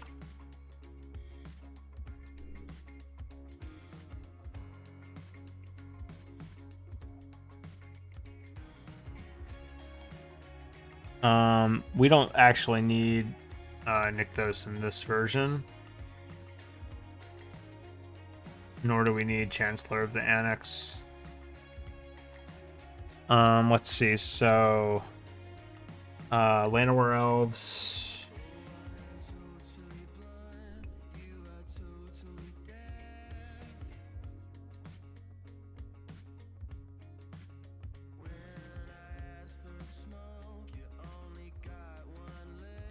Okay, so Elvish. We got Elvish Mystic. We need Heritage Druid. Definitely need Heritage Druid. 4 of those. Now this is where we're gonna differ, I feel like, from Golgari Elves. Because Golgari Elves doesn't play Leyline of Abundance, which, like, to be fair, like, maybe it's just totally unnecessary, right? Maybe Leyline of Abundance is just making what could be like a pretty consistent deck like bad, right? But I don't know, maybe not, you know? Maybe not. I mean, I know they play Dwynen's Elite, which, you know, kind of helps them go wide a little bit. Visionary. War Master is relatively new. Whenever one or more other elves enters the battlefield under your control, create a 1/1 green elf warrior token. This ability triggers only once each turn. And for 7 mana, though, you can go ham. Archdruid we need, of course.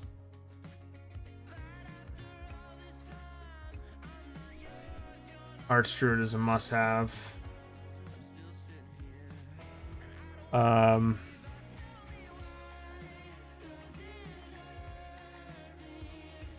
see. Realm Crawler Realm Walker rather seems good. You may cast creature spells from the top of your library. I mean, that's pretty good, right? Man, they only play 17 lands. So wild, dude. So wild.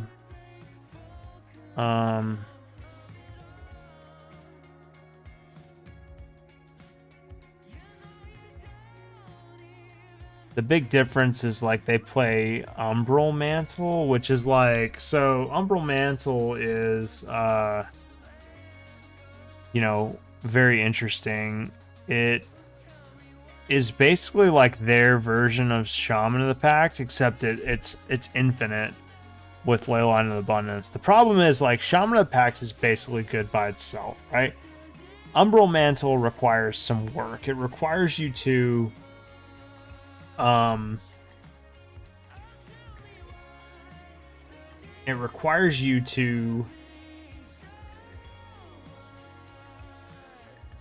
play a card that, like, doesn't go with anything else. You know, it's 3 mana to untap a creature and give it +2/+2, right? That's not amazing by any stretch.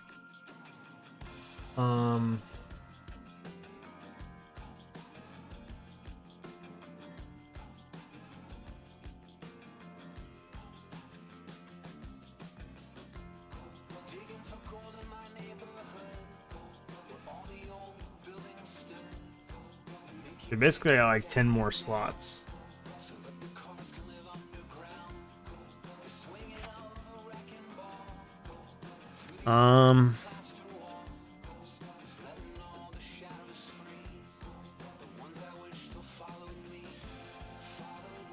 Ley line of vitality, huh? That's kind of cool.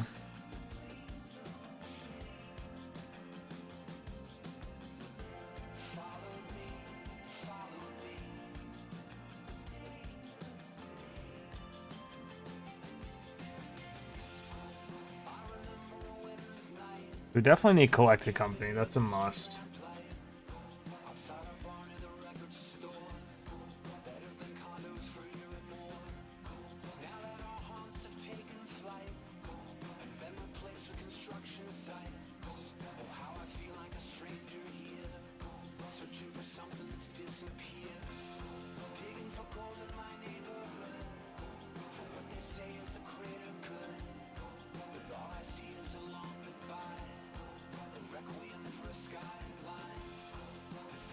Is there anything that says, like, I don't know, like put an search your fucking library for it, like besides Stoneforge Mystic, I guess. Like, I suppose there's Stoneforge Mystic where you can go and get Umbral Mantle.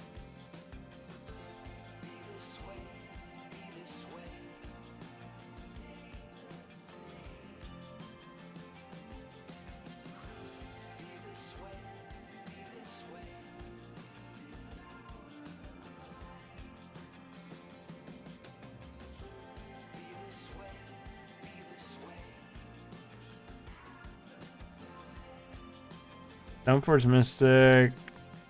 Yeah, so basically, like, I'm betting a Stoneforge Mystic. I was thinking about adding green white devoted vizier combos to Elves to include 4 Stoneforge Mystic.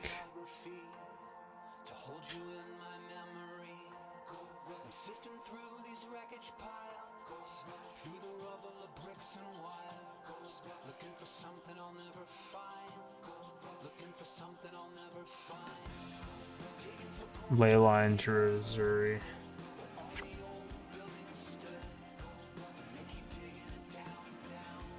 Tap for 2 instead of, then you like untap. If you had enough mana, you could definitely go. What's the requirement here? So if you had 2 of these out, you would go 3 and then 3. So basically like 2 mana dorks and 2 of these would be like infinite. There's a little bit of validity to that. I don't actually think the Umbral Mantle is worth it.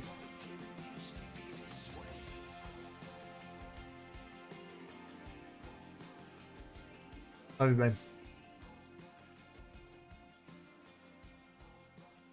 Absent Elves. Okay, so this person must be playing Vizier, right? Yeah, they are playing Vizier. This is more or less what we're looking for. They're also playing Sylvan Anthem, which is interesting. I wonder how good this was.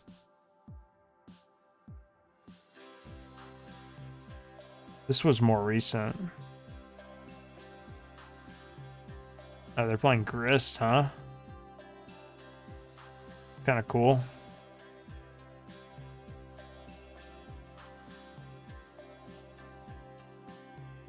Realm Walker seems pretty dope.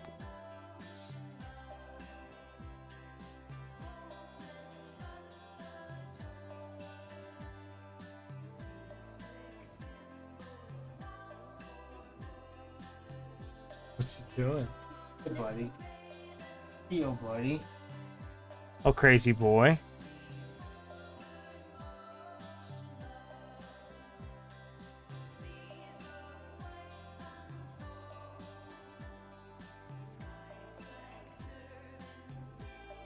I've been working, you know.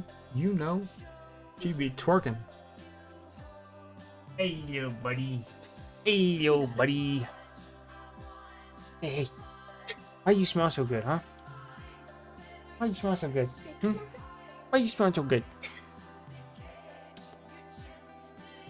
Why you smell good? Where's your brother? Okay. Whoa, Charlie, chill. You almost like went nuts and like. This is Charlie's time to go nuts. Charlie, when it becomes about 9:45, decides it's time, and he's just fucking. He goes off. He has no chill. We definitely need to run Realm Walker. That card is really good. Realm.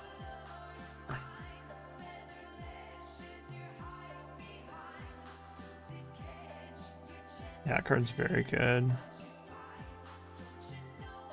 And then I guess War Master, huh? That card's stoked too. Let's make sure we have enough cards, I guess. So like 2 Cavern of Souls. I'm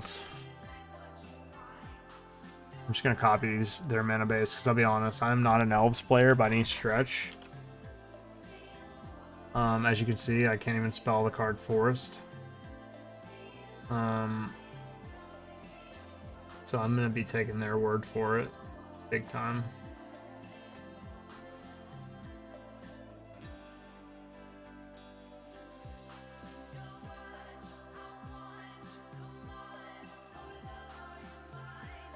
Oops.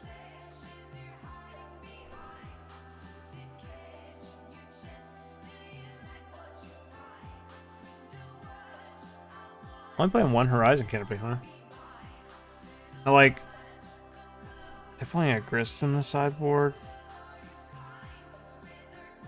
I don't know if I want to play Grist or not. I don't think I do. I'll probably just play 2 Horizon Canopies. Bless you, baby. We'll play 1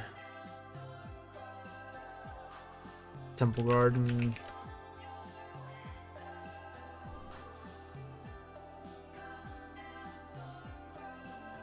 What else? Burning Catacombs. And just play like a hodgepodge of lands, basically.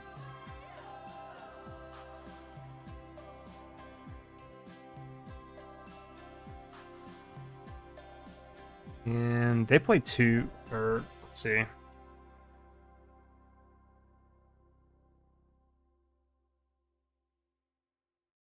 Snow-covered forest. They must have been testing something.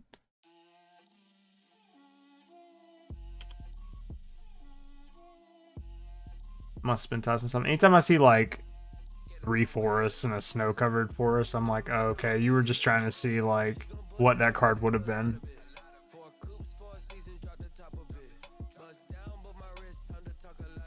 Let's see.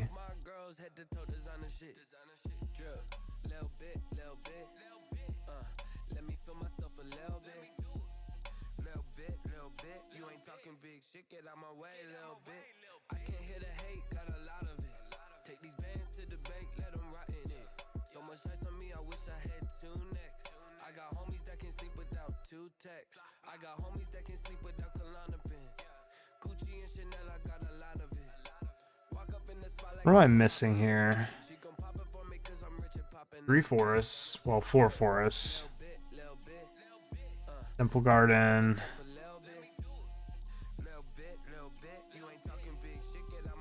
And the 2 Yavimayas. That's still 2, 6, 8, 10, 12, 13, 16, 18. That is 18 lands. What the fuck? Cavern of Souls. 3 forests. No, 4. Horizon Canopy, Nurturing Peatland, Overgrown Tomb. Oh, I see.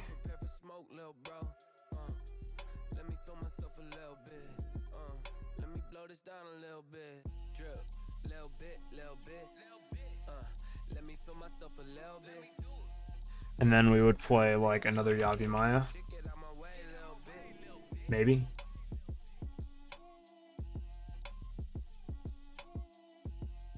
Not sure yet. We'll see. And then we would have 3 slots open.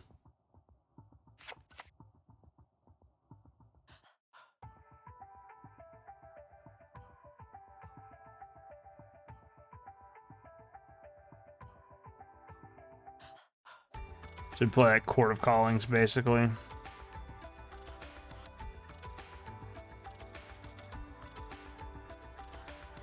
Like 3 Court of Callings.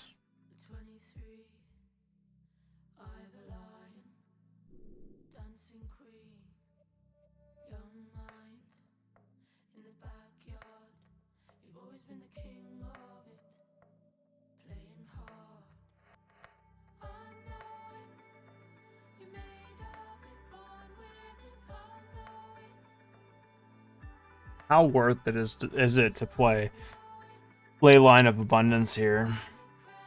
Or is it not worth it at all? You know what I'm saying? Because it might just not be fucking worth it, in all honesty.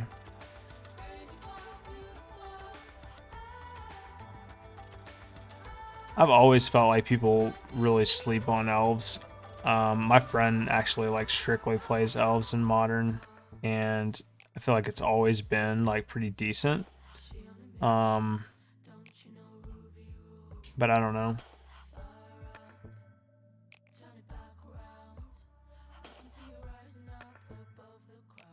This wasn't exactly like where I intended on going with this deck. I actually intended on making it just like a ridiculous, like silly Leyline of Abundance deck.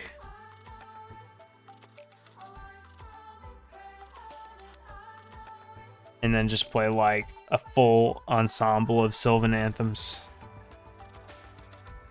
There's also like the Squirrels, which I feel like, you know, no one plays probably because they're bad.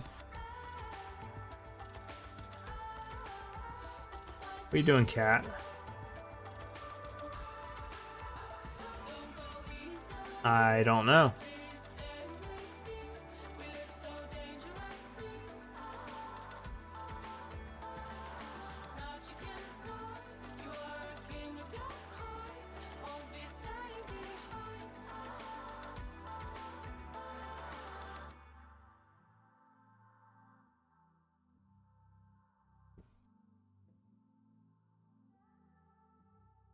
They really tried to push Squirrels, didn't they?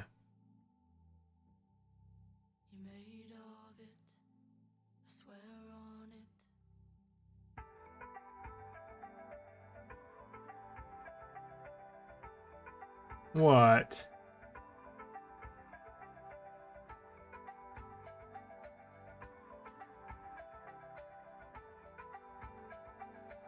Yeah, there's just not enough support for something like that.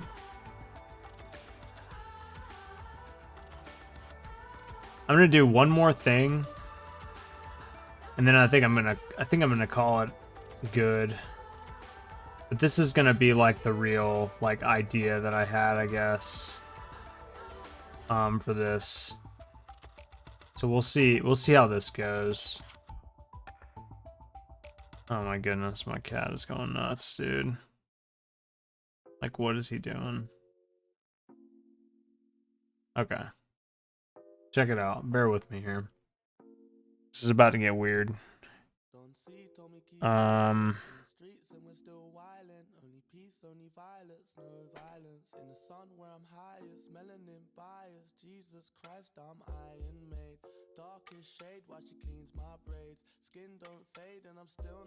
Alright, so check it out.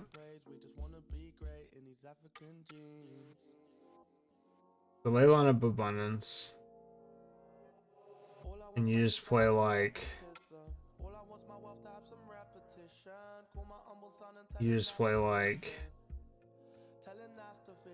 Noble. This is like the non-elves version, right?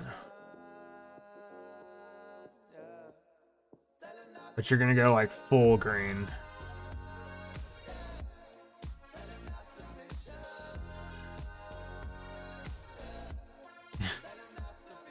Alright, let's see. Noble. Let's just go like Hierarch here. Hierarch. We got the Ignoble. Birds.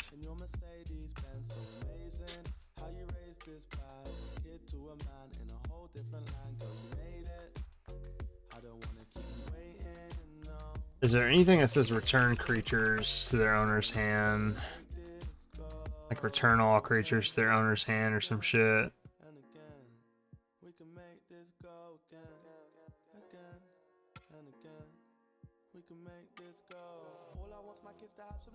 Like return, I need a card that says like return all creatures. Tap all creatures.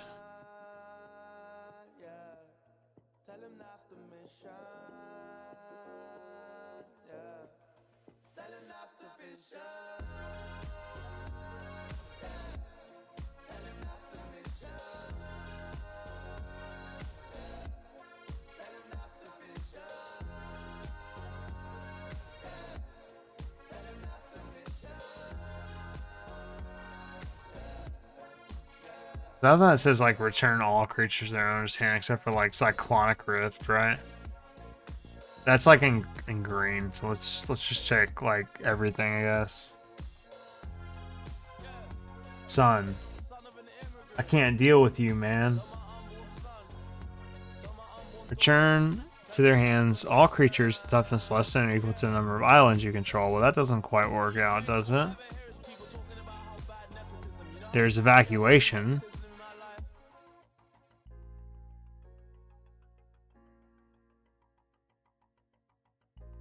Like evacuation plus like beck and call.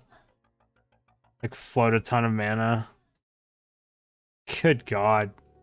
What did you do to him?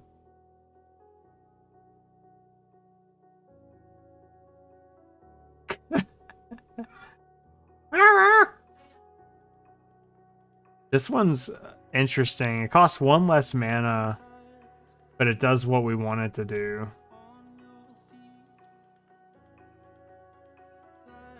But it doesn't. It only does us. It doesn't do them.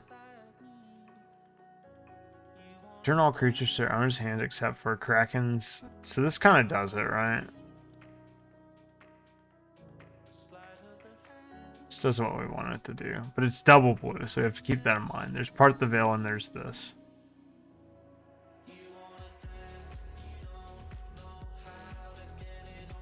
Okay, so there's that.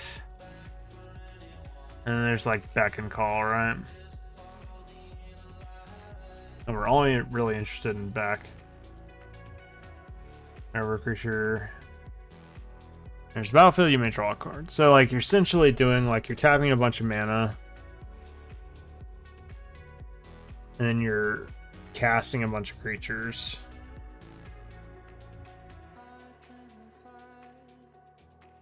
Essentially trying to like draw your deck. I don't know. I'm trying to think.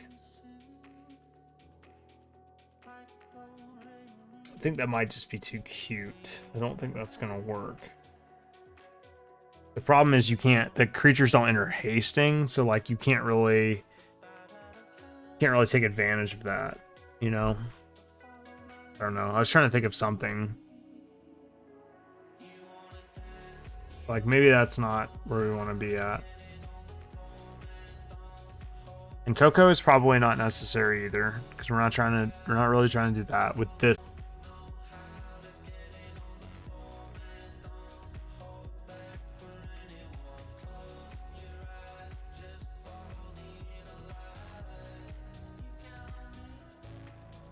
What's the green planeswalker? The one that let's see, I'm pretty sure it's shit, what's her damn name?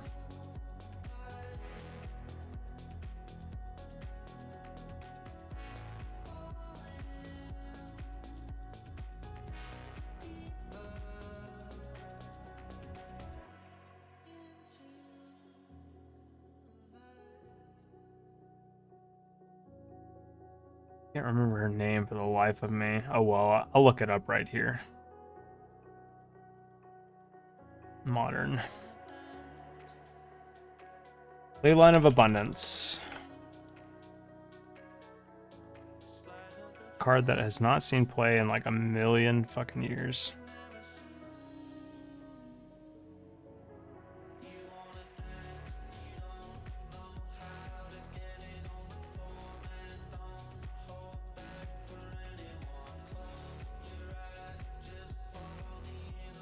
Although I do respect this one person that is a white-green deck. They definitely tried.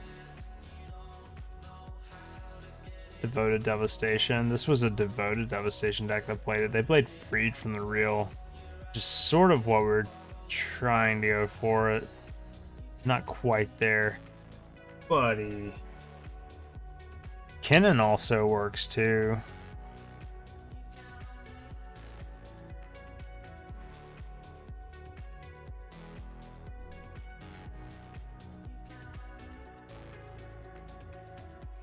Whenever you tap an online permanent for mana, have 1 mana of that type. Of any type that permanent produced. So like this automatically says like, you know, your mana dorks tap for 1 extra mana. So that's cool. Even without a Leyline of Abundance. And it might not need Sylvan Anthem, honestly. Or at least we might not need 4 of them. I don't know if we are going to play them or not.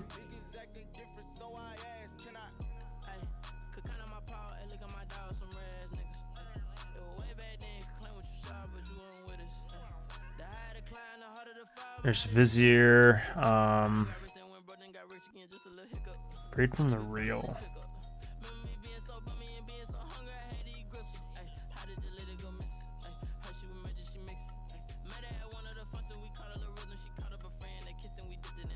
I see. So they're going off with Breed from the Real and like a ley line or something. I see, I see.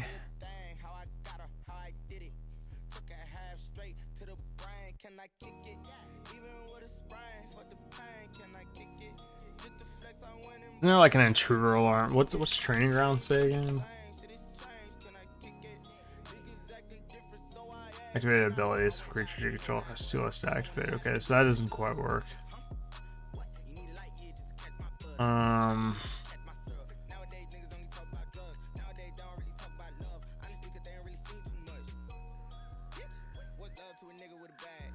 Untap all creatures. So intruder alarm. Intruder alarm works with like beck and call and stuff.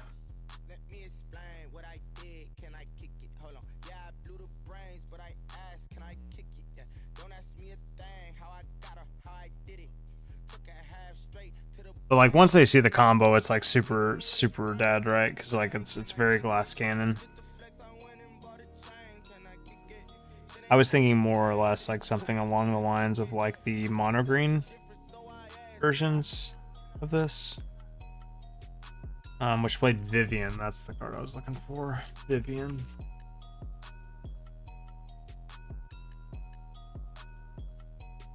Oh, nobody. Oh no.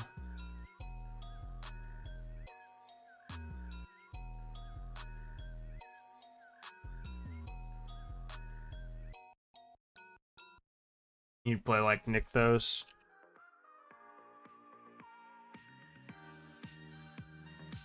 Gotta play Nykthos. Gotta play Yavimaya. Whatever the fuck it's called. This card.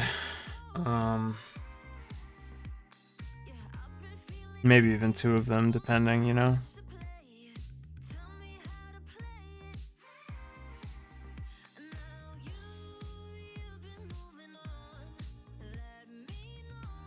Let's do,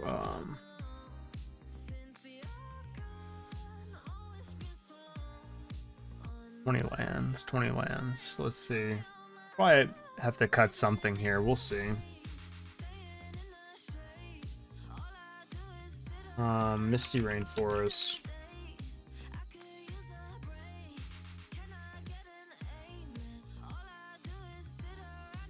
Basic Forest.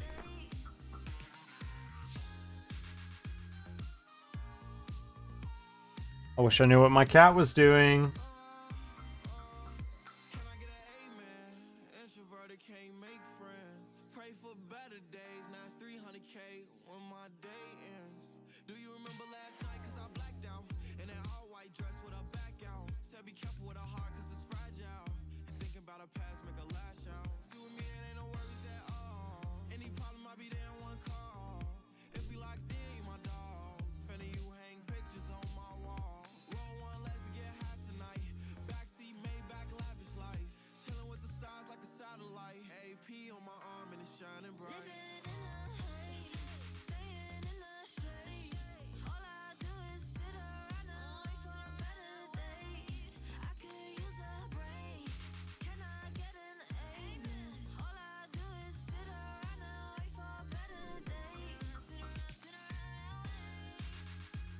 something like this. You know, I think this is like relatively like close to where I want like the brew to be, I guess.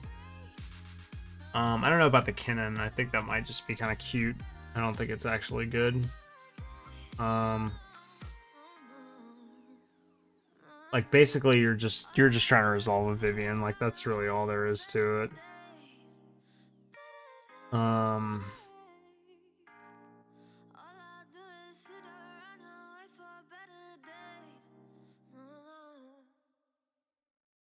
I guess these decks play Dryad Arbor too.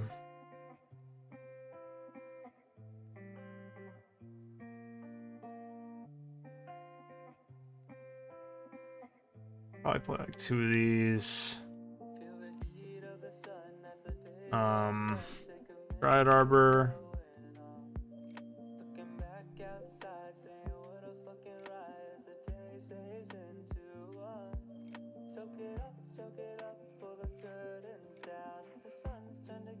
These decks played Karn too.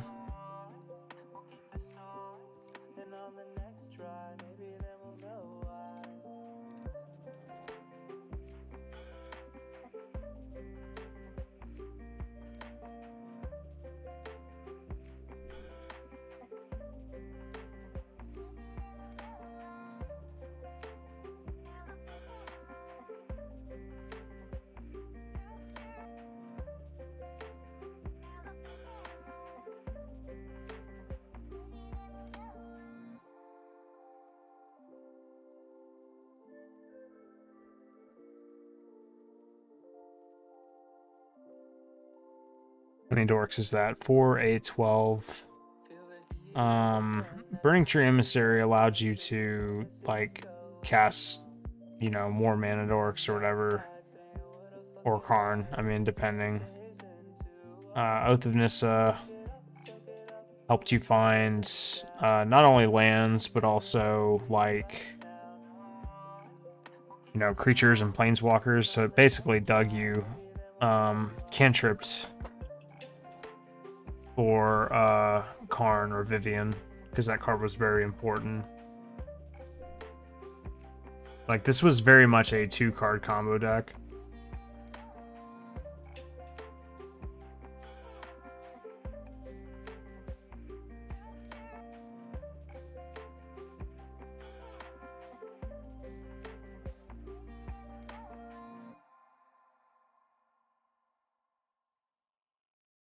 I can definitely see playing like Vizier in this deck. I don't know if it would be good or not because we don't really have any ways to go and like find Vizier.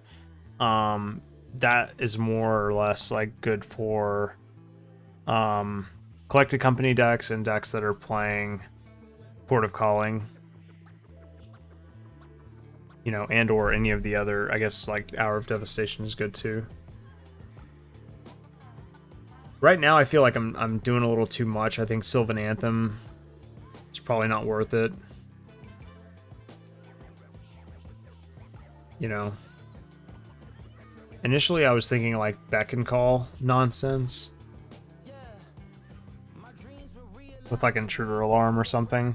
But I think that's just like way too cute. Intruder Alarm. Any enchantment in Modern is like really not playable anymore because of Teferi. Like T3 kind of killed that whole dream, if it ever was one. So like what? I'm trying to think like what has changed at this point. You know what I mean? That only thing I can think of is like the only thing that's changed between now and, you know, the past when like these decks were like really popular is that some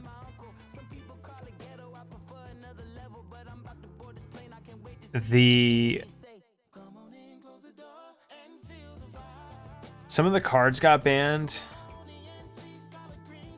but also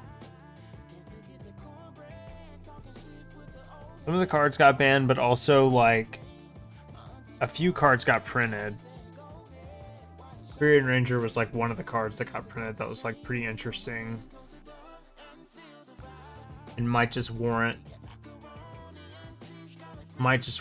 playing elves instead, you know.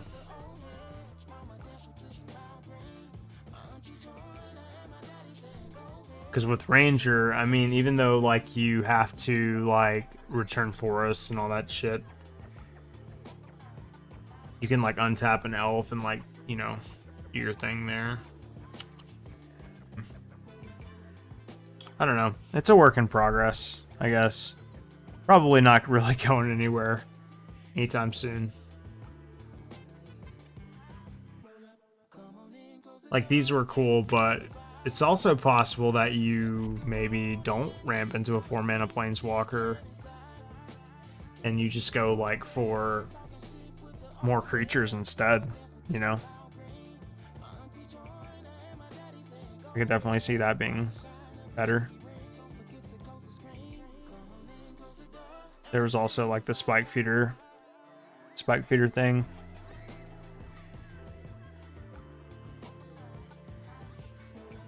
A few of these decks did end up turning into like Coco decks, Collect Company decks. Definitely seeing that now.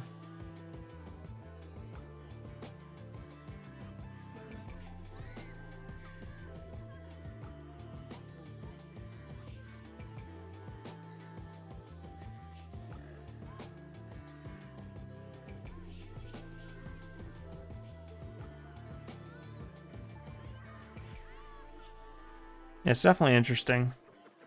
Okay. Well, anyway, guys, I think that's going to be it for me. I'm actually over my time. So I will be back tomorrow. Just brewing more modern decks and stuff like that. I do plan on releasing a video this weekend. I want to talk about like the current state of Magic, and I want to talk about like alchemy and that sort of thing. I really want to highlight alchemy and kind of like how the Magic community in general has responded to the recent announcements that WotC has made.